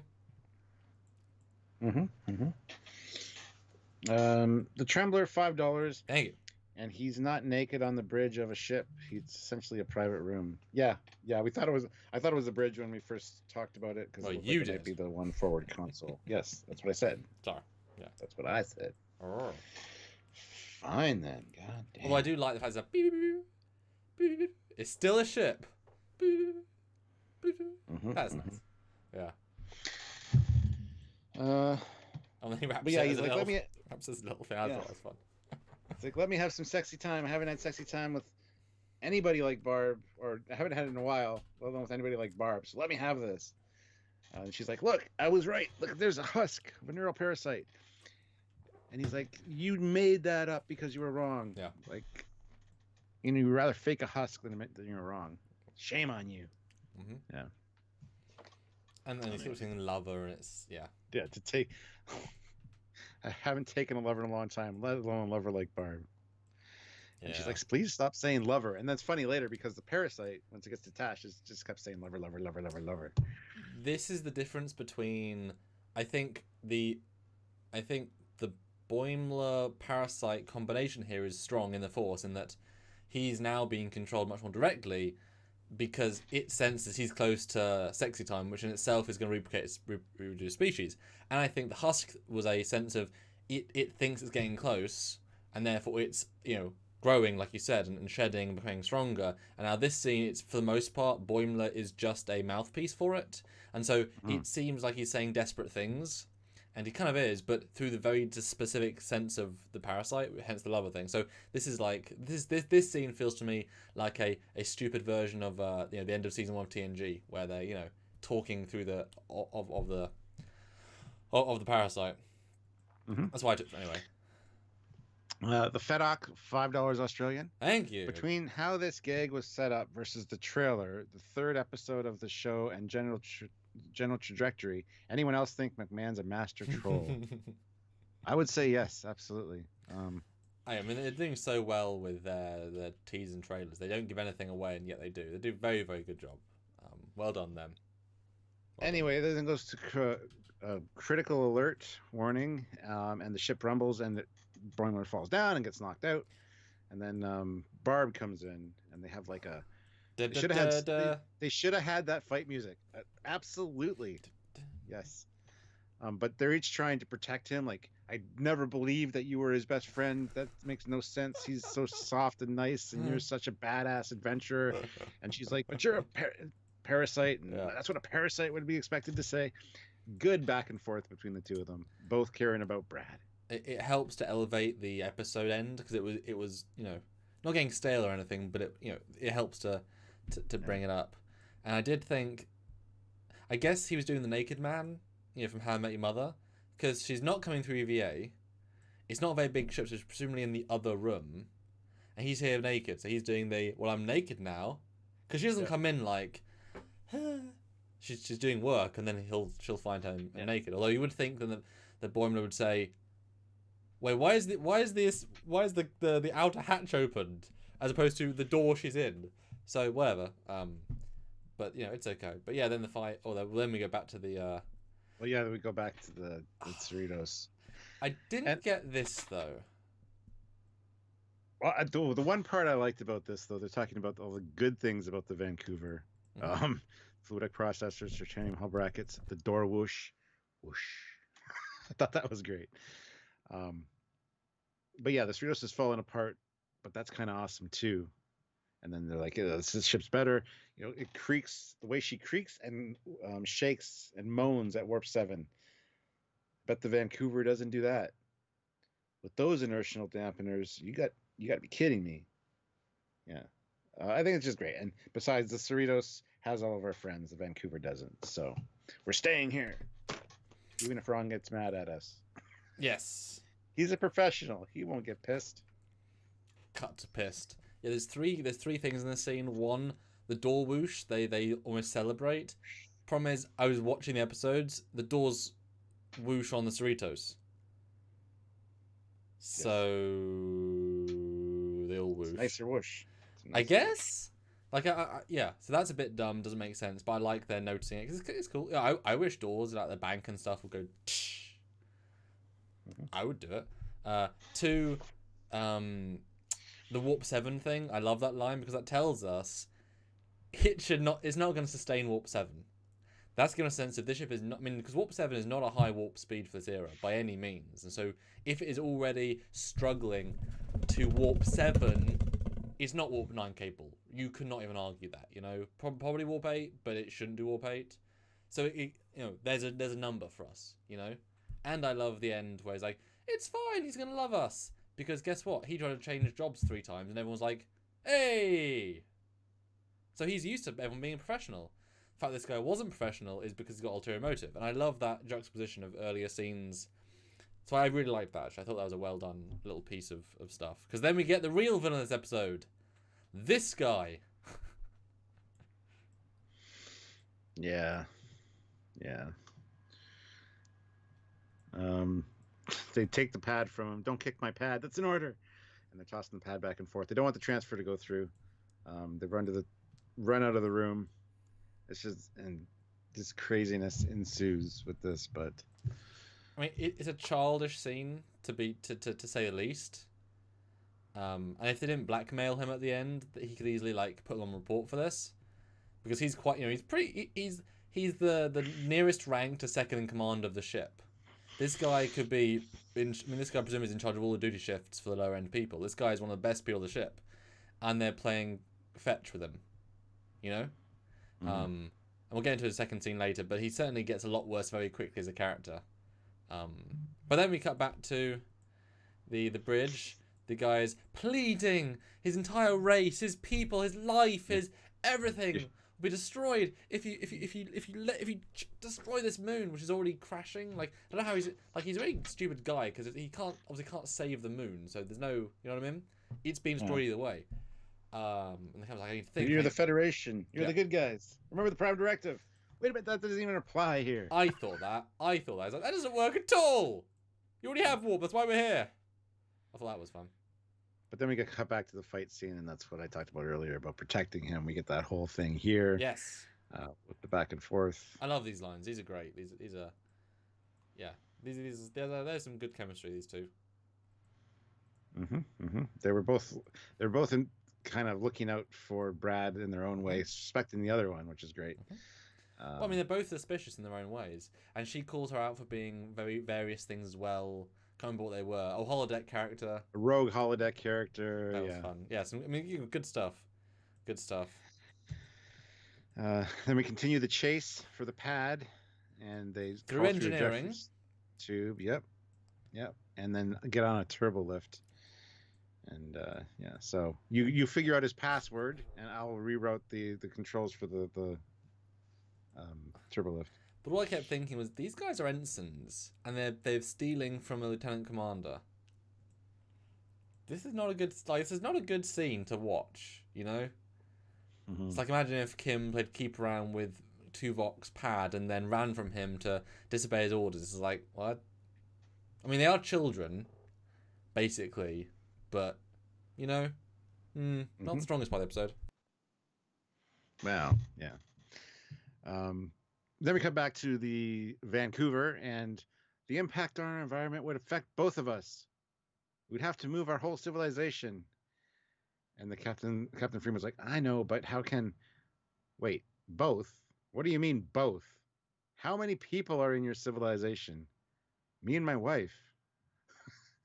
There are 2 bleeping people on your whole bleeping planet. Well, yes, we're rich. Implode the moon. Yep. I just love it.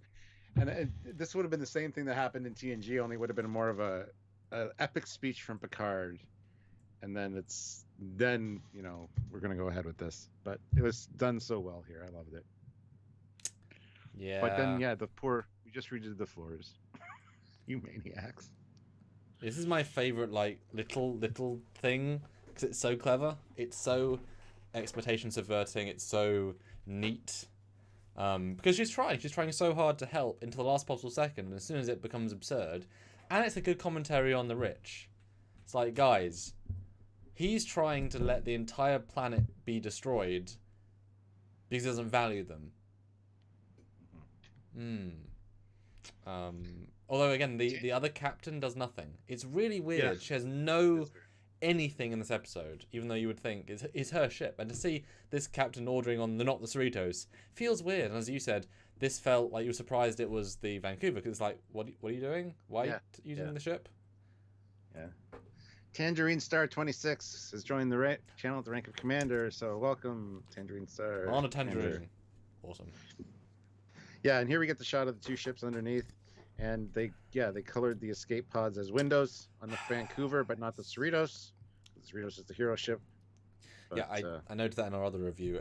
The top view is correct, but yeah, there are. This episode is so good at details, but they do get things wrong sometimes. And whoever animated this shot didn't realize those rectangles were escape pods, and it's like, guys, because we thought that, it's like, where are they? Well, they're wrong. I mean, they made a mistake. There's no other way of looking at it, but I mean, maybe for the Blu-ray, it's a really easy fix. I mean, come on, it's not hard. Just fix them. They won't. And I guess the beam comes out of the phaser strip, even though it's really hard to see, and would have been better out of the deflector, but hey ho. But I do love the abrupt nature of fire it, and it worked. Like, because it tells you that they were holding out to save people, to save a civilization, even though they were ready. So it actually shows the captain as being a really good captain, which is again is a first. And Ronan puts in 225. Good to see Captain Freeman being competent. Yes, Exactly. Absolutely. No, it's brilliant. It's refreshing as all hell. Yeah, and then we get the whole realizing that Boimler's an idiot. He'll figure you out. It might take time, but he'll do it. Took him a whole week to realize that he was peeing in a species sinks, not their toilets. And it's, wait, what? That was him? He said that happened to a friend. Yeah. So then the whole egg sack thing, shook his egg sack. Alliteration. My only caveat there, these aren't he's stupid things. We know he's very smart at book smarts. He's not good at street smarts. He hasn't had the experience to do anything. If you were not instructed as to an alien's toilet facilities, why would you? You know what I mean? Why would you think if you walked in without knowing? If you walked to Japan, I don't know, I said that with Japan. Like, if you walked to Japan and they just said, right, this hotel, and it's like a really weird hotel. Like, okay, you don't know what these things are. Okay, what's that on the side? Oh, it's a bread maker. You're like, oh, I thought it was a toaster. It's like, no, well, you wouldn't know. So at least they're like easy misunderstanding stuff. So he's just not experienced. He's not street smarts. Yeah. But then they end up talking, and they kind of realize that Barb realizes that Mariner and him have been through a lot of stuff together, so they are good friends. And she's like, yeah, I mean, he's a dork for sure, but he's my dork. Yeah. And the whole, you're clearly not a parasite. Yeah, you're not acting very parasitic either. And then if it makes you feel better, you can scan me. Yes. Just fucking do that from the beginning. Yeah, but I do appreciate that they do, like, this is the first time really that you get the sense they're genuinely friends. That she cares for him in not a, it's not a I look down on him way. Which isn't always the case, but sometimes can be. And yes, it's like, if it was that easy to scan the person, now I get, and someone said in the comments, it's against someone's rights to scan them, which you could easily argue, but cutting off the hair is okay. And vum vum vum vum in, it doesn't work in the context of the episode. No. If it was that easy, especially as she could, why wouldn't she say to Boimler, just let me scan her once, fine. Oh yeah, human. Like it's that quick and easy. Although I appreciate it's got the outer medical tricorder scanning thing, which isn't in all the versions. But yeah, bit of an easy end, bit of a chill end, and oh no, Stuart. Oh no. Yeah, parasite detected. Uh-oh. And again, I'm thinking it's one of the girls, right? Yep, has to be, because I still don't know. Because they've only scanned the girls. So if you don't need to scan him to scan the room, she could have scanned him earlier while just scanning the room. Right? But cut away back to the Vancouver and the whole, I don't want to stun you. Give me back my pad. And then he stuns his hand. Can't feel my hand. Oh my god, you made me stun you. I think this guy's hilarious. What have I done? Oh my god, what have I done? He drops the phaser, he stuns Rutherford in the leg. And we find out that his password for his pad is Riker. He's like, no, don't read that. And so we find out that he's transferring himself to the Cerritos because he doesn't like the epicness of being on the ship. It's too stressful. And here it's all tow this space station and calibrate this Dyson sphere. Go back in time and kill the guy that was worse than Hitler. I just want to be back on a smaller ship doing simpler work. Yeah. I fucking love it. I think it's great. I don't want to be epic anymore. Yeah, although Double Guitars is a great comment. But do you know who this guy's grandma's neighbour was? Because he keeps saying the Admiral. I'm wondering who he's referring to, because the way it's said is kind of like it's ominous Admiral, but what Admiral? No idea. Would have been kind of cool, but I was thinking like Admiral... Janeway? Well, I was thinking Admiral Chekhov, because you can imagine if he's head of security, like in Renegades, he could be like, ooh, Admiral Chekhov. Yeah, definitely. I mean, did you expect this? It's quite a reversal, I'd say. I did not expect this, no.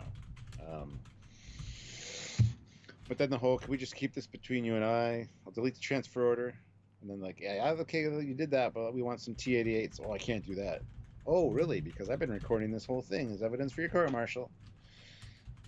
T-88's coming right up. All-Star Guru, $2. Beckett, all but surrendered. Not unbeatable.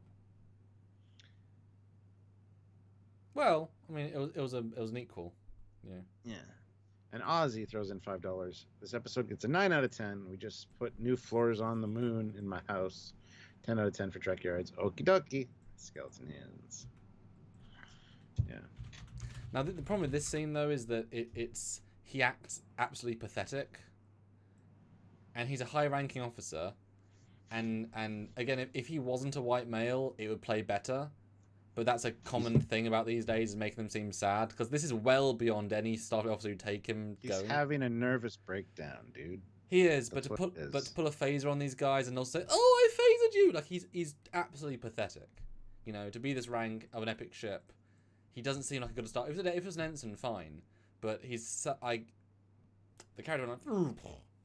If it was an alien, it'd be better. Whatever. It was uncomfortable to watch this scene, just how silly he is. I love this. Yeah, that was hilarious. It's great. Funny, but it's uncomfortable. It's like, really? Not uncomfortable. Disagree. He cries against the guy's leg. You know what I mean? It's a cartoon. It's a comedy. It's fine. It's exaggerated character traits. Yeah, but most of them are good, though. And then they blackmail him, which is also against Starfleet, whatever, but they do it sometimes. You would too for T-88, man. Well, yeah, I guess. They are sexy. Dave Stelzer, $2. I just got here. Here, take my money. 9 out of 10. Yeah. What a guy. Well, we find the parasite in his hair, and ooh, it's squishy. And then he pulls it off and it keeps saying lever, lever, lever, lever. And we get a really weird cut. And where the bug says, "It was always me, Barb. I'm going to treat you to dinner. Let me out, let me out." And then start saying lever, lever, lever, lever. But yeah, we get the realization that apparently the species reproduces by making their host chemically irresistible to potential mates. So he got infected a month ago before he met her, and he thinks she's going to break up with him, and she's like, "Hey, I'm a Starfleet officer. It takes more than pheromones to have me attracted to somebody. That being said, I need to, break up with you because you're sweet and all, but I need to put the energy into my job right now and studying this fantastic little parasite. Lover, lover, lover, lover, lover." It's so weird. He keeps talking that way. It's such an unusual choice. Yeah. I mean, you almost get the sense. The parasite fancies her. He's like, "I'll pick you. You're so beautiful. Love me." It's like, okay, cool. It's very weird. It's very odd. Mm-hmm. But it's cool. And yeah, I mean, she is breaking up with him, but she doesn't say it. But she does. It's like, oh, it's weird. Yeah. It's weird. But then, and Mariner says, "You're a catch, man.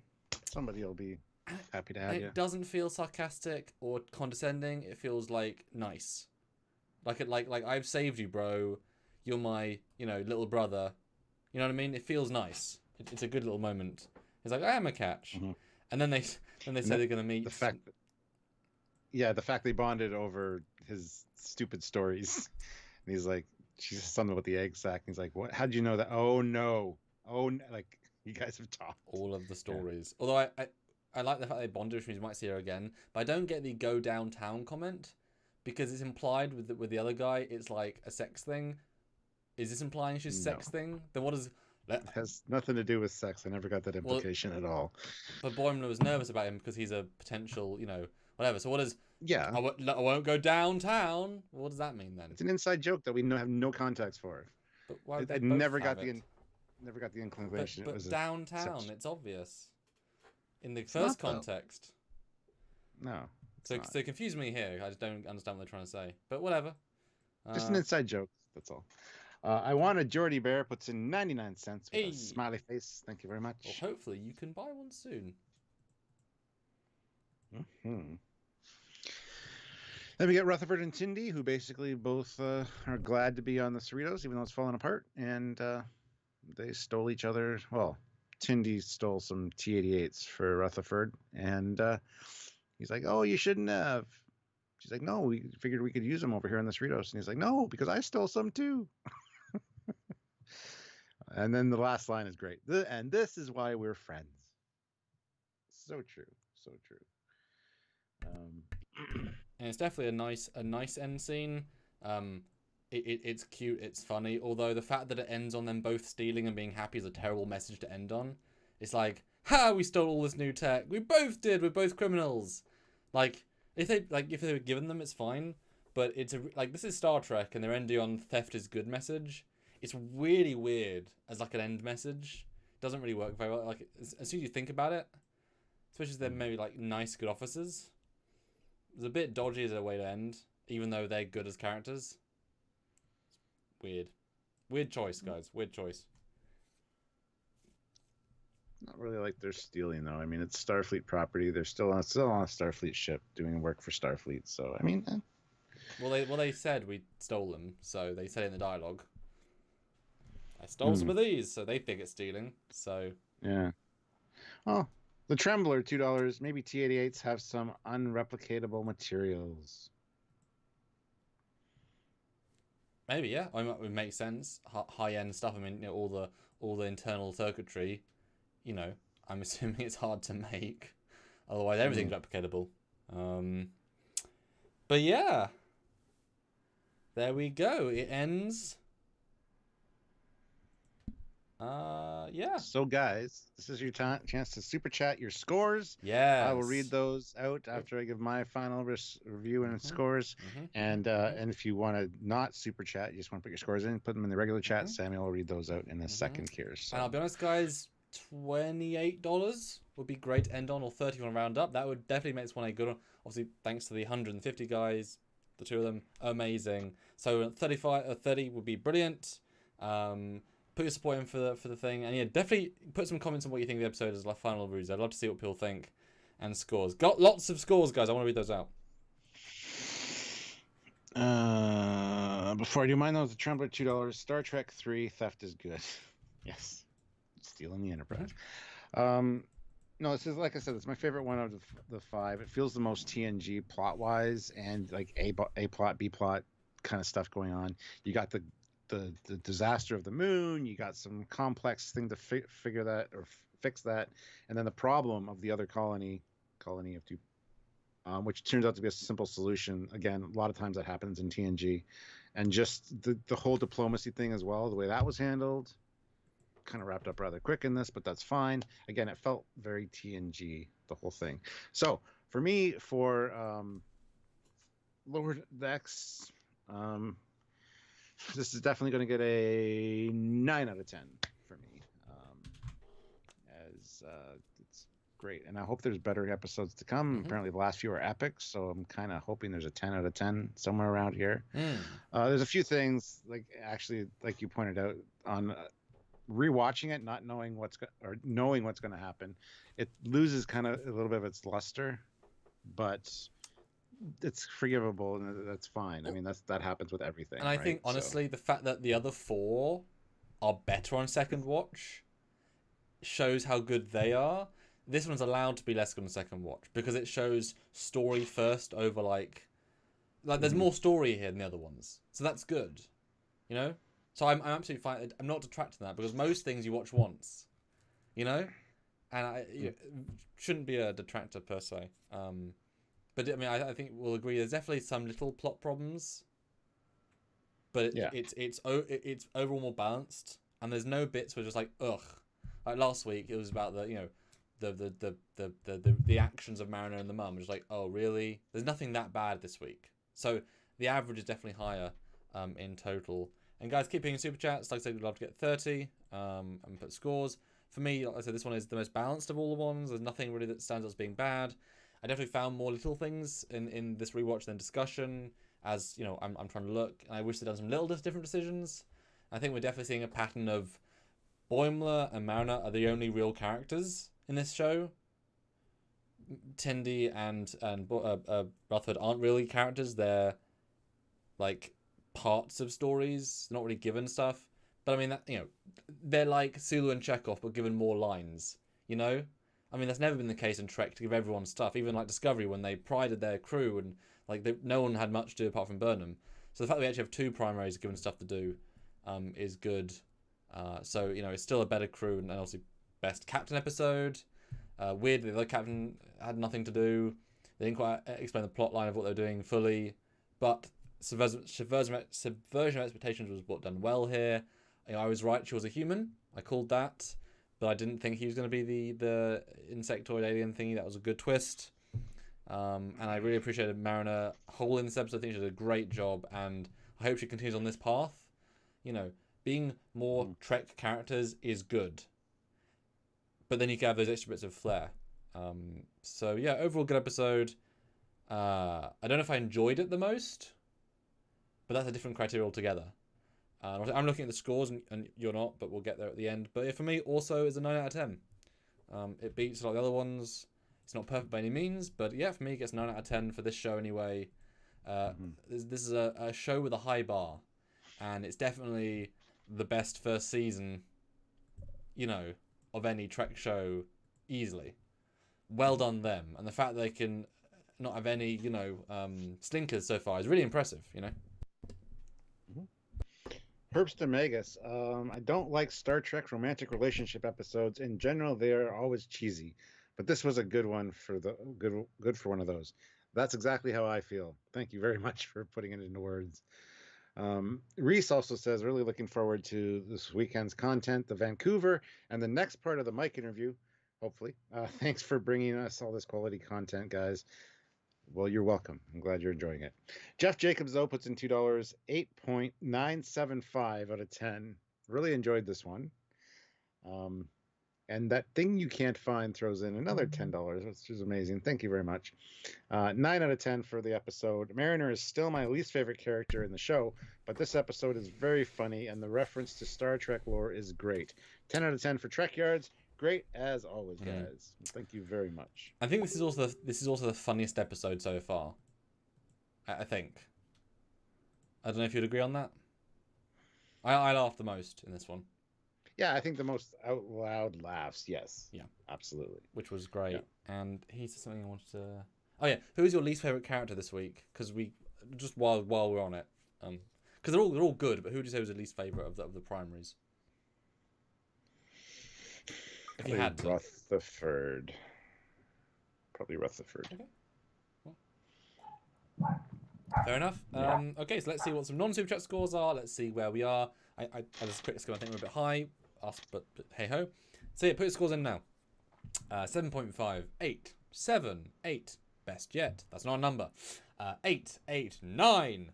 7.35, 8, 9, 5. 5? Timothy? 5. Gridcube, 5 out of 7. Unhelpful. 9, 7, 7.8, 8.5, 9, 8. Kevin says fourth says favourite. 9 out of 10 best Tendy Rutherford episode. Probably, yeah, apart from the first one. 8.7, 8.5, 8.975 says Jeff. 8, 8, 8, 8. 7, 7. Yeah, so we're a bit high, but you know, if we find it funny as well, then that's a win. It's a win. I think, guys, we are $10 away from, but thank you that thing you can't find or can find.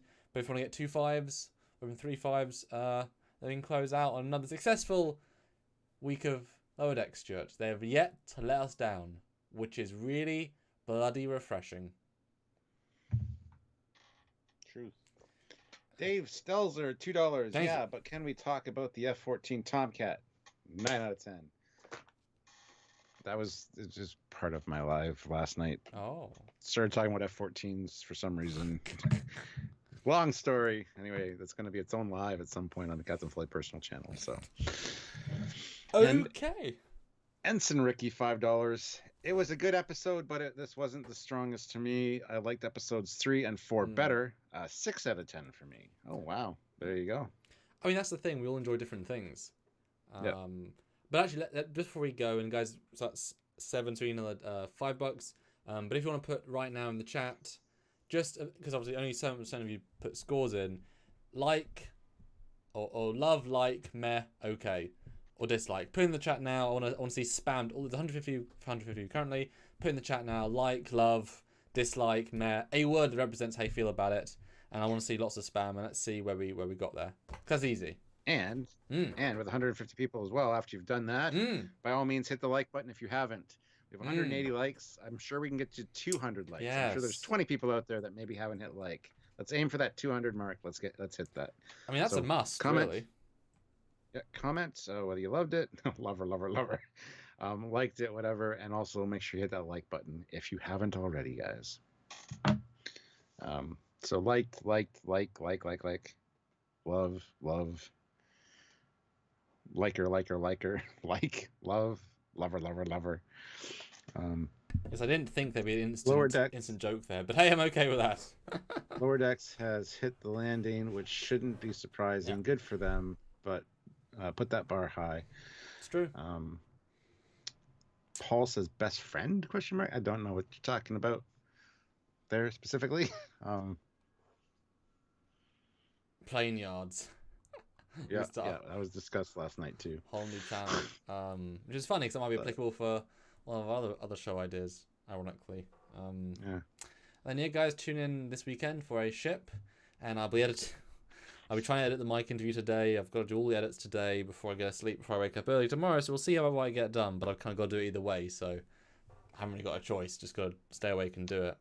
So hopefully, guys, you'll enjoy that. And there was some ship answers. Josh Johnson, I think of Trekyards as family. Oh, thank you. We appreciate that. We have a good community. We got a lot of regulars that feel like family for sure. We get to know you guys very well, and we love that. So, I mean, you know, what do you call it? The Trekyard family? Trekyardians. Great name. Great name. Yeah. And guys, if you do want to hear our condensed review, thoughts, and expressions of look, here's an image as well, then do check out our review that was earlier. It was 23 minutes ish, and yeah, have fun with it. Well, guys, I think that's it. So we will see you on the weekend. Well, you'll see us anyway. We'll see you next week on Monday or true. Tuesday. Well, I'm not him. Oh, I'm him Monday. Yeah, I'll come back for that. Yes. And who knows? I might do a gameplay or something on the weekend. Who knows? A Q&A. I don't know. A walk. I don't know. I'll do something. Yes, I like interacting with you guys. Yeah, I saw you do a walk the other day, and I commented, but you didn't see the comment about how the camera looked even better in the night time. Oh, I didn't see that. I didn't see that. Because I mean, obviously, it's hard to see you doing that, but it's like, yeah, every time. Because obviously, I've seen your walk since like 4 phones ago, so it's like, yep, it's pretty damn crisp considering what you're doing, and on selfie mode too. That thing you can't find, $5. Hashtag Trekyardians for the win. It's a good way to end off. So a perfect would end off. We'll see you next week. Thanks so much, and I legitimately can't wait for next week. That's right. And we'll talk about that soon. 'Cause some good stuff in that next time on. Mm-hmm. There's the tease. Bye, guys. So until then, he's Commander Cocking. He's Catafoni, and there's no parasites in sight. We hope. We hope. Bye, Trekyardian family. We love you. We do. Bye.